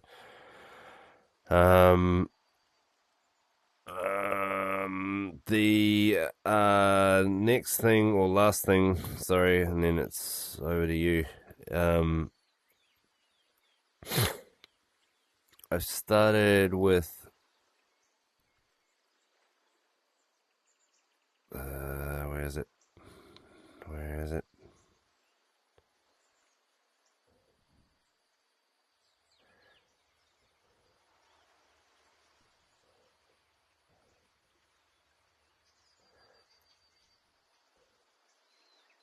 Oh dear. I added this extra. This is not a test. This is a heading. Actors. And if you name your actors, then you can, inside a prompt, say actor. So you could be like, prompt, actor, customer agent, prompt, actor, duty manager, prompt, expectations. That's nice. I like that. Yeah. Yep. Yeah. Okay. Nice. And so actors is a special field that you declare. I will make individual machines. So this will be like, you will be a genuine different actor. And then it's up to you to configure what you want to do with each actor in like the test provisioning. And then when you do your prompts, you can switch between actors to do different things at different times. Yeah, good. Is that per test, I'm guessing? Or Yeah, universal for the test script. that's You get just a that. feature of the test framework. Yeah. Okay. Yeah. Yeah. That rings actually quite closely to the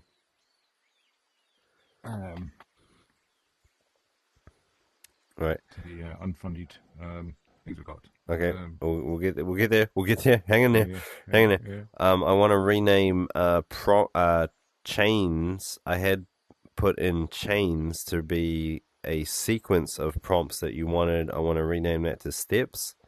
So if you've got, if you just do prompts, what I've done is I've taken out the notion of needing to be an MD. It can just be a list, so that you can just write, if it's just plain text and nothing special, you can just write the prompt.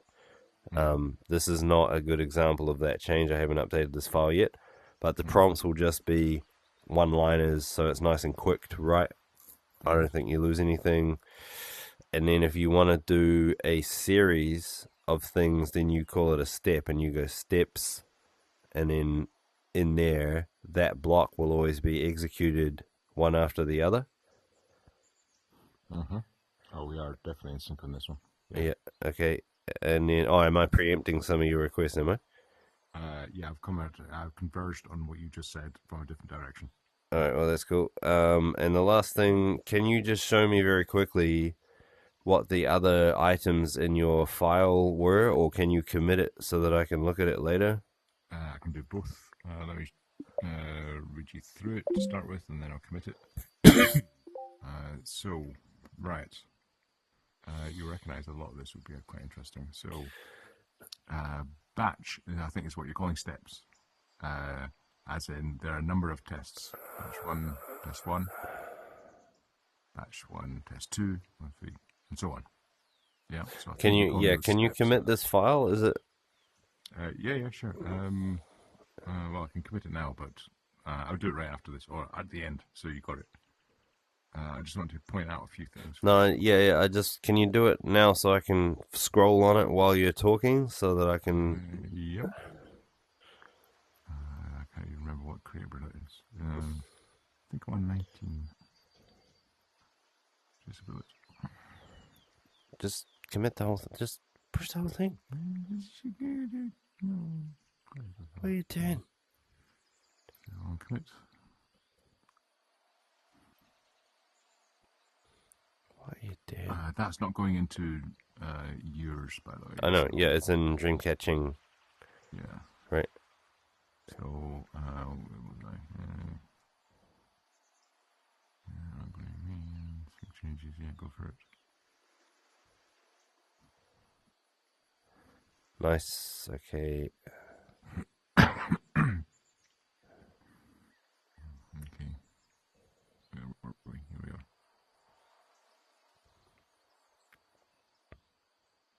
Okay, so I'll have 3 creator test, which I think is in 19, Traceability 19.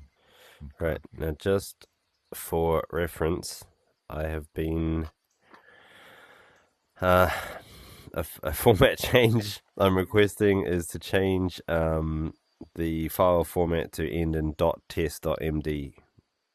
Okay. For reasons. That's fine. .test. Yeah. And then another name change I want to make that's quite sweeping. I want to rename isolate and command to both be tool. Okay. Because in OpenAI it's called tool. And so why would we create another name? And in an isolate is actually what an instance of the running Deno code is up in Deno deploy. So they call that an isolate. So that's sort of a confusion there. And also, it was called commands because you might want to run a help file at some point. We've sort of abandoned help files. Now we have agents. And so now it sort of makes sense to call them tools. And it's like you're calling tools and it's referred to as tools in the agent, and OpenAI calls them tools. Let's just call it tools. All right. Yep. Okay. No problems with that. Cool. Okay, so, right. You can look over this one, but things I've added here is okay. This I'm not sure be useful, but certainly it's useful for the human level. It's like what you're trying to do. So right, we're in batch 1, which has got 4 steps or 4 tests. So in the new way of saying it, it's like step 1 is like 4 tests long. Here's my aim. Maybe we'll use that.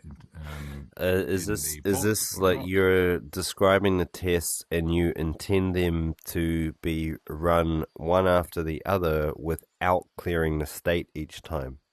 Yes. So So for example, it's as though you had used the before clause to chain them all together. but also yes, and see this.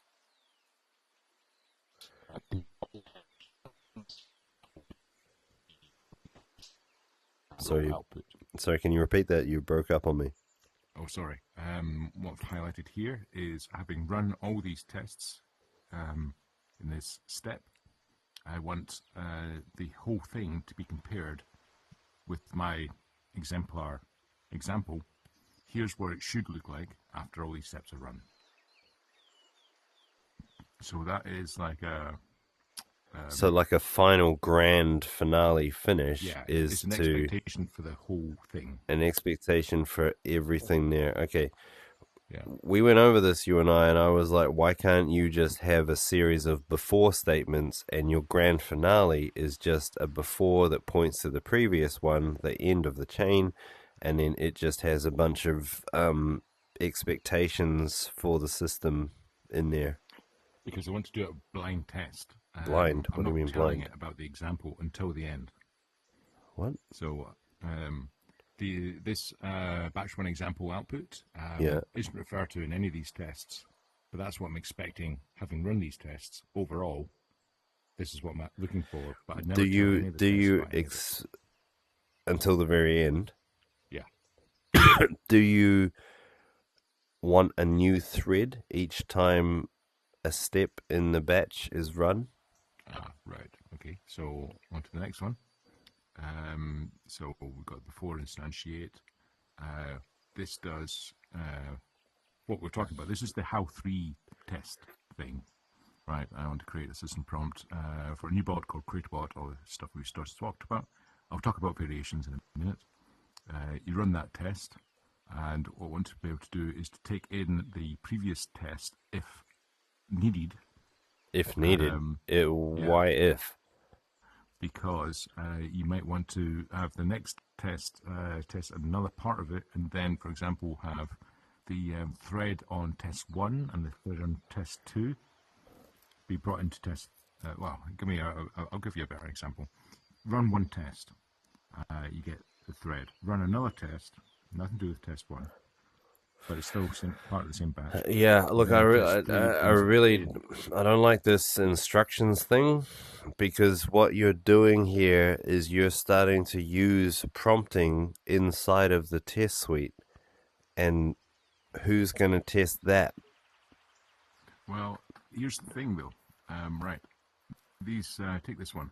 Right, what we're expecting is the output is to have a bunch of questions at this point.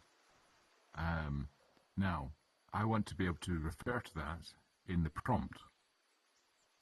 So I want to say, given the questions, generate me some answers. Oh, you want to have dependent knowledge? Yeah, that because I don't want to hard code in answers to questions that could vary. Give me an example of what a resolved variable for prompt might look like. Yep.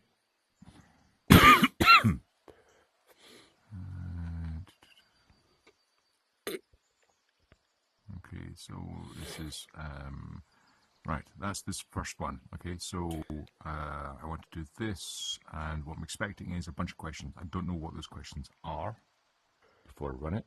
There could be variations on that sort of thing. I don't want to hard code that.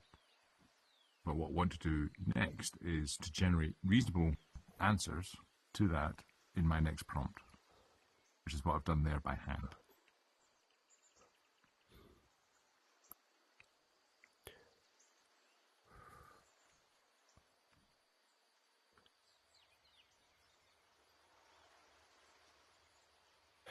So you want to generate a prompt that depends on something from a previous prompt. Okay.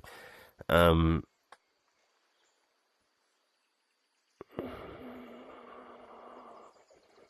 told you it was unfunded. Yeah.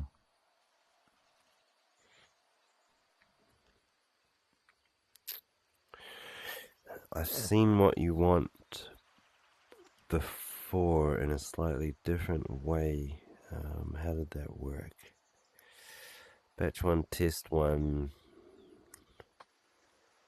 Batch 1, test 1. What does thread mean? What's hash thread? I've just made that up. That is batch 1, test 1 is the You want the thread from that after test. test 1, yeah. After test 1 is run, Yeah. it's just the whole thread. Okay, batch 1, test 1.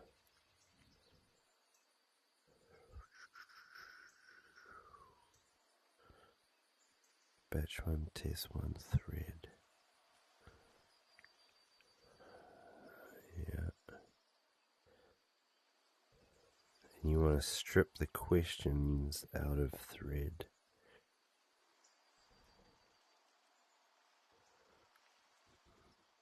Actually, I've got that wrong. It doesn't change what we're doing. It just didn't go back. So out of batch 1, test 1, you're expecting that the output asks a bunch of questions, but there's no more than 5. Right? And Yes. all the questions are pertinent to your prompt. Okay, and then you want to... Here are the answers to your questions. I've just made a slight edit on the screen because I never went back and edited it. But the gist Yeah, of it is look, I know what you're asking, and that is very advanced, but I just don't know. I want to avoid programming in the test file because you're here to test the prompt programming of the system. If your tests are so complicated that you now need tests on your tests to know that they work, that's a problem, because this whole machine is a probabilistic machine, and you have done some prompting that you cannot guarantee the output of will be reliable without some further tests on it, right? yep. Yeah. So your instructions portion there could have erroneous results because your instructions are not being tested using variations to ensure that the output is always stable. And so sometimes your instructions are going to cause the test to fail because they introduced erroneous variants because they weren't being tested for. And so now your prompting job extends to modifying the agent prompt to make the test pass, as well as being confounded by possibly having to modify the instructions at the same time, because was it the instructions that were prompted wrong, or was it the agent, or was it both? Yeah.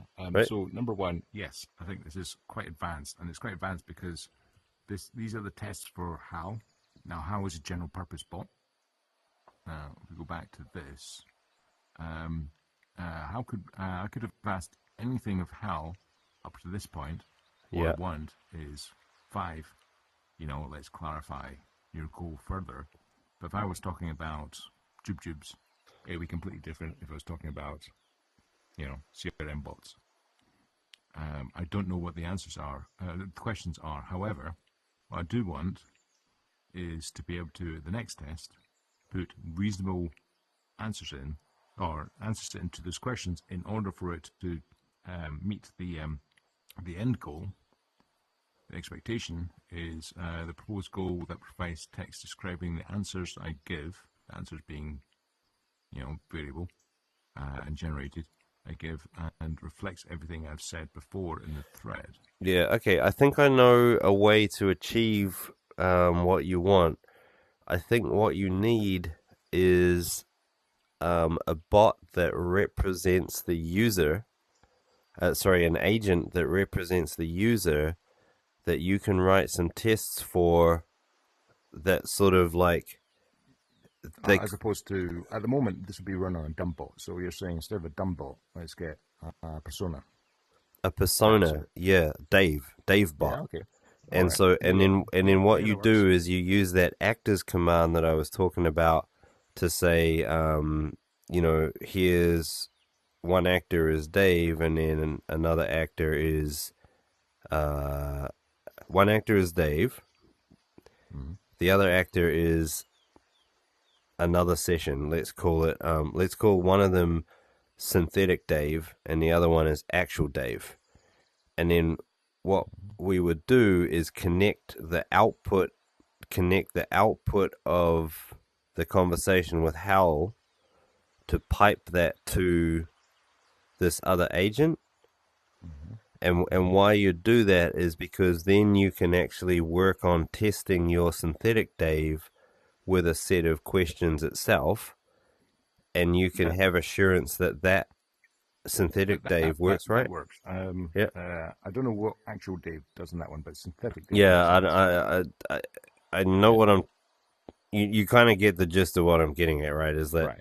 you need an actual agent because you need intelligence in your prompts. They're not static prompts or Yeah. variations of static prompts. They are Exactly. So the at the moment, yeah. this relies on the intelligence of the bot itself. And this can be Yeah. run by a test bot, and it's going. Yeah. I don't have to answer these. Right. Okay. So we refer that over to the actor. So the instructions are there's a function that I need here, and maybe instructions not the right way, but it is to say, for example, in the case we've got synthetic Dave.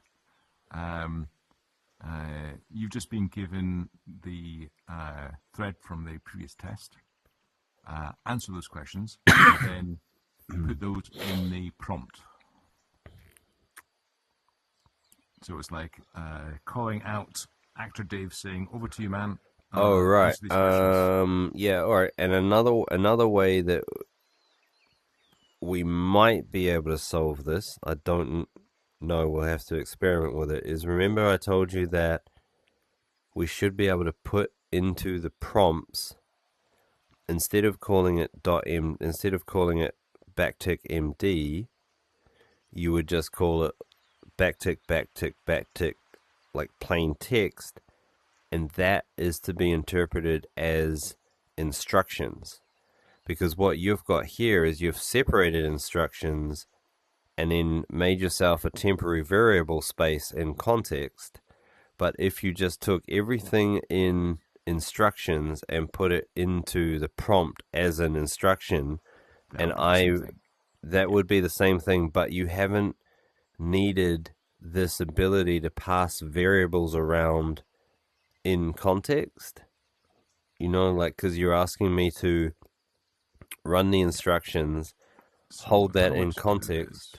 If I were to do something, right, this is not the right format, but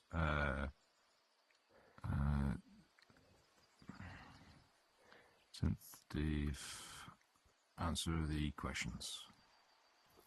No, not even that. If you took everything that was in the instructions heading and put it into replace the markdown block with "here are the answers to your questions," then probably not going to be quite right, but I think I get what you know what I mean. Like, if you could, we can give you intelligence in the prompt, but you can't have all that fancy shit. Yeah. So it's like prompt this, however you want to do it. It's like so get rid of the MD that's in the next line up. So that would So that would signal that just leave the 3 ticks there because I need some way to know that you mean that to be an instruction as opposed to a prompt. Yeah. And then ditch the you just say to it, strip the reference to batch 1 test 1. You just say strip the questions from the previous reply and generate an initial prompt that answers each of the questions using this example. Yes, I'd quite like to get this because that allows you to do, let's test where you're not talking about the previous reply. What? So if you're talking about 3 threads up. 3 threads up? You mean messages up or threads? The thread at the status of, okay, so this is mirroring. No, why would you ever want that? Why would you ever want to go forwards and then talk about the output of a test from before? You would just simply, because I think a fundamental difference in what our plan is here, I was planning that each test be completely independent unless you used the before clause. In which case, if you want to roll back to the state of what a previous thread was, you'd just say before and then point to that thread, that test, and then you'd carry on as though that test had only just finished, even though there's been 3 tests in between. Yes, but isn't that what you wanted? Yes, there's a use case I use quite often there. Is this a good thing? Okay, right.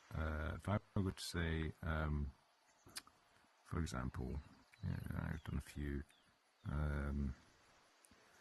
What did I ask in my? I use this quite often because it's like, what we're doing here, because rabbit holes and testing rabbit holes is actually quite useful because it's my user behavior. Okay, so it's like, now it knows that what I'm talking about. So then, for example, I would say, what?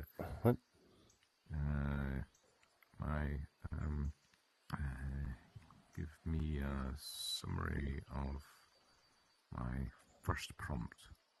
So that is not ignoring the rest, but that's just referring back to something the thread maintains. Yeah, but so what's the test functionality you're looking for? Like, what's an example of how you would use this in a test scenario?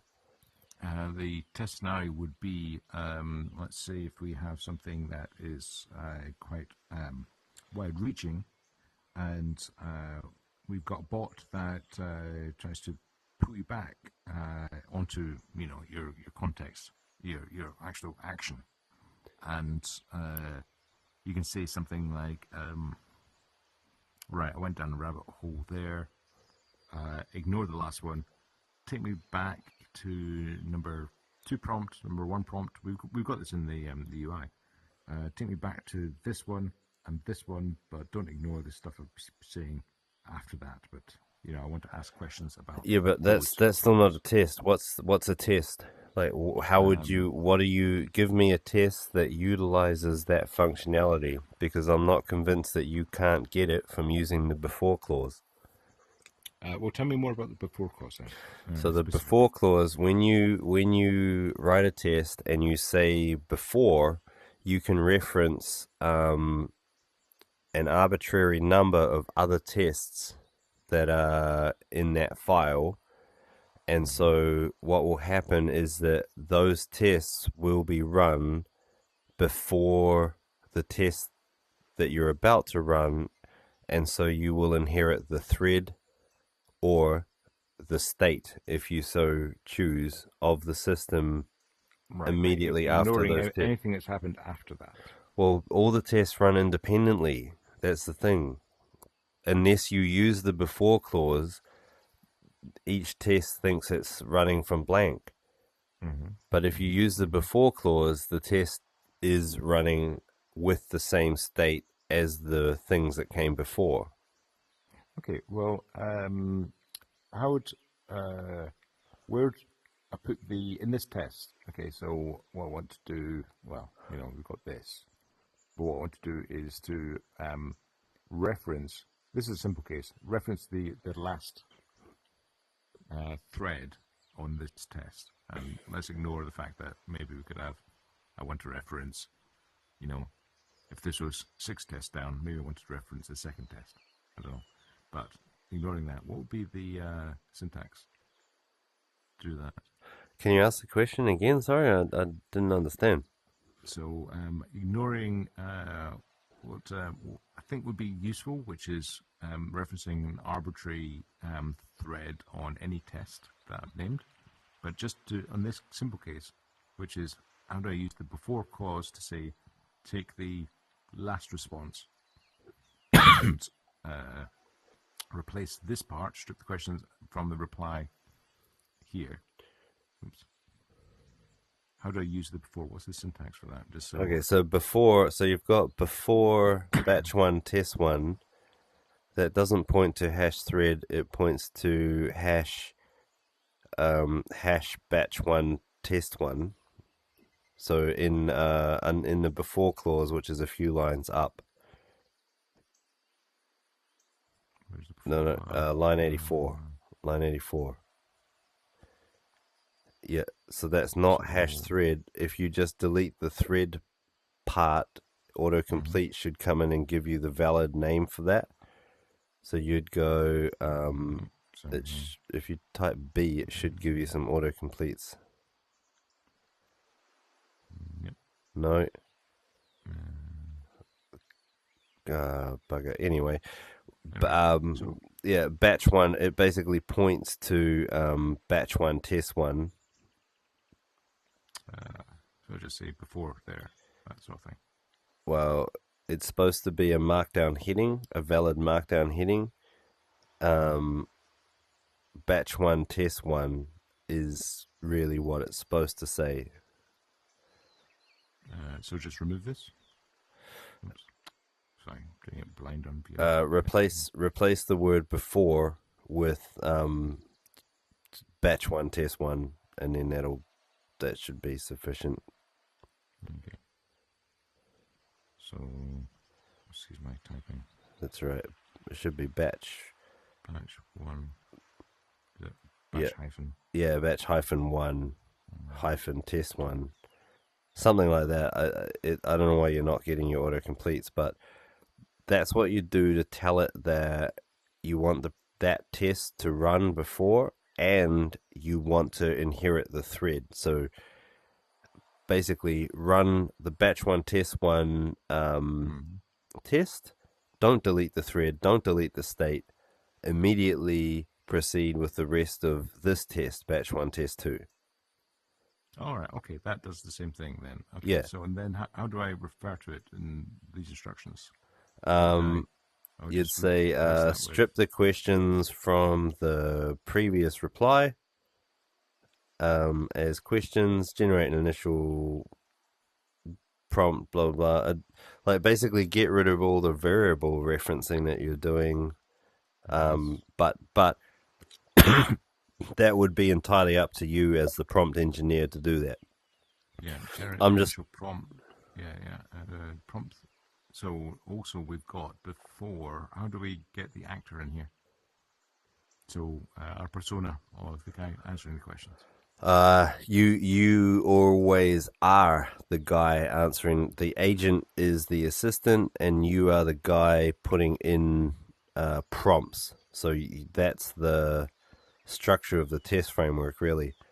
You are this default person. You don't need to become a different actor because you're not dealing with more than one actor at the moment.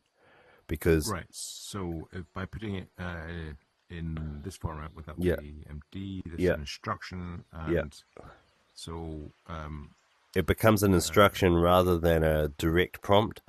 Because when you provide a direct prompt, it's going to riff on that. It's going to use that exact prompt, and it's going to riff on that prompt. But if you give it instructions, it's going to use its intelligence to take what you said and do something with it.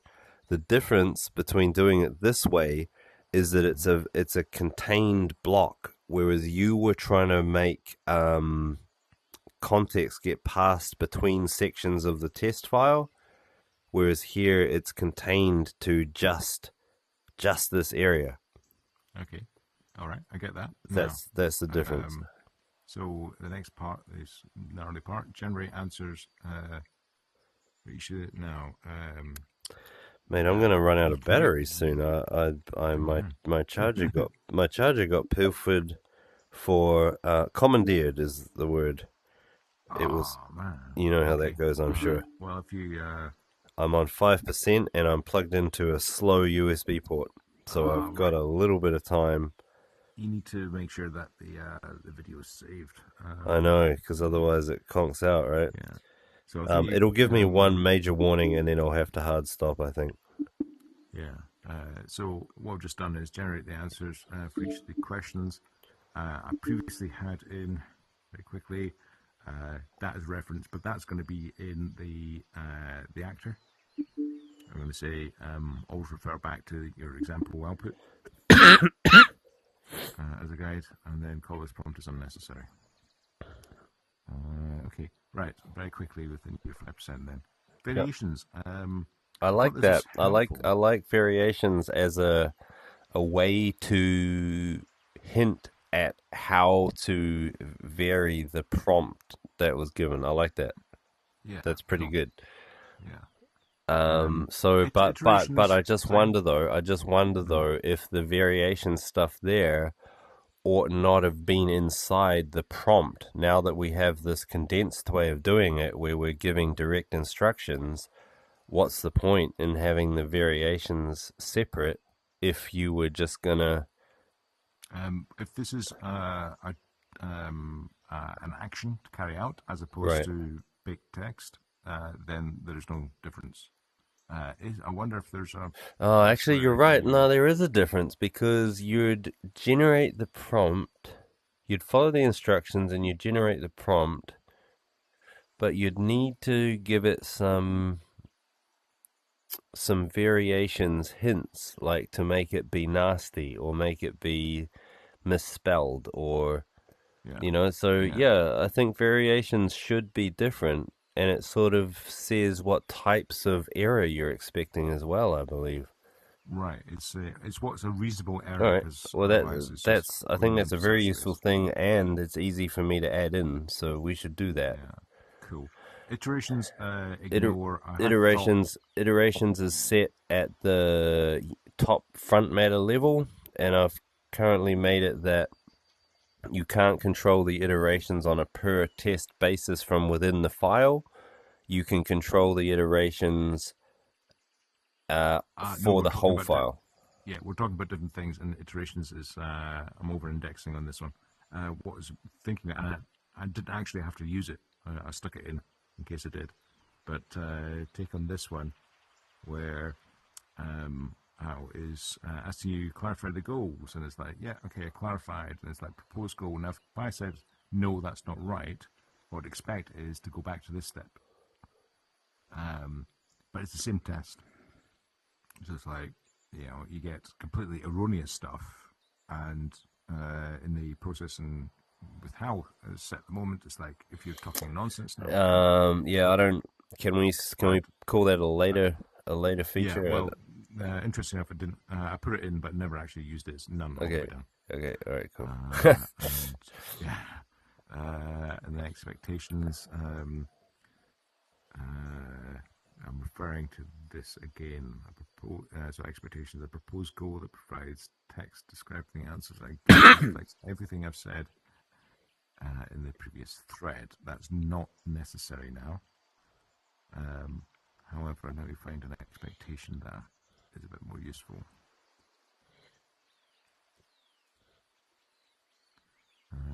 Check the proposed goal against. So that'll be condensed down again. That one. Call this goal clarifier. That is, I guess you could do that inside of the Dave actor, because as a, you know, the step in human, Yeah, You you're that? starting to drift though, buddy. Like you're sort of asking for a lot of intelligence. I think you really do need an agent to Well, be, let me rerun this because you now know, if we've because got you're just getting more and more like, what are you testing if the path you took was so wildly variant? You know, like it's so yeah, variant that you could run it a million times and not even be close to another path the whole time. that's the thing. And now remember, right at the top of the call, you're saying, "Are you testing HAL 3?" And I went, "No," and I said, "Actually, I am really." Hmm. But interesting enough, if you go down when start to test the other bots, then these variant paths just drop out. So in batch 2, we're now testing CreatorBot. Yeah, because HAL's a Uh, bit too wild, eh? Like it's hard to yeah, test. So is this why you were asking me to test CreatorBot as a way of certifying HAL's quality? Because the yes, quality, yeah. yeah. Okay, so I don't think I can see the issue is so much variation in HAL. HAL's too broad I in this think sense. after a conversation, that's where we the turtles run out, and it's down to Yeah. us. Now, Yeah, I can see ways that you could take constrained little scenarios of that. Like you could have a predefined response from HAL that you could populate in a test and say, given that now, and then test all the variations on that. But yeah, but asking, the variations still allowing, explode quite fast yeah, yeah, because yeah. So you can really just test junction points that you care about. And when you right, see odd behavior, you can cherry pick the odd behavior and put that in a test because that's what you're going to use for steering. Like, yeah, if everything's fine, you probably won't bother testing it. But when it's wrong, you want to pull the wrong bit, put it down in a test, and then work on it until the wrong bit goes away. yeah. And as you can see with the number of tests that I wrote for how and a number of new things I was trying to jimmy in there in order to make it work. It's Yeah. like, Okay, all right. but So as you get I think I've down further and further, it's like, put in I think I better call it. yeah, go for it before Yeah. you lose it. Yep. Okay, I'm gonna stop the recording.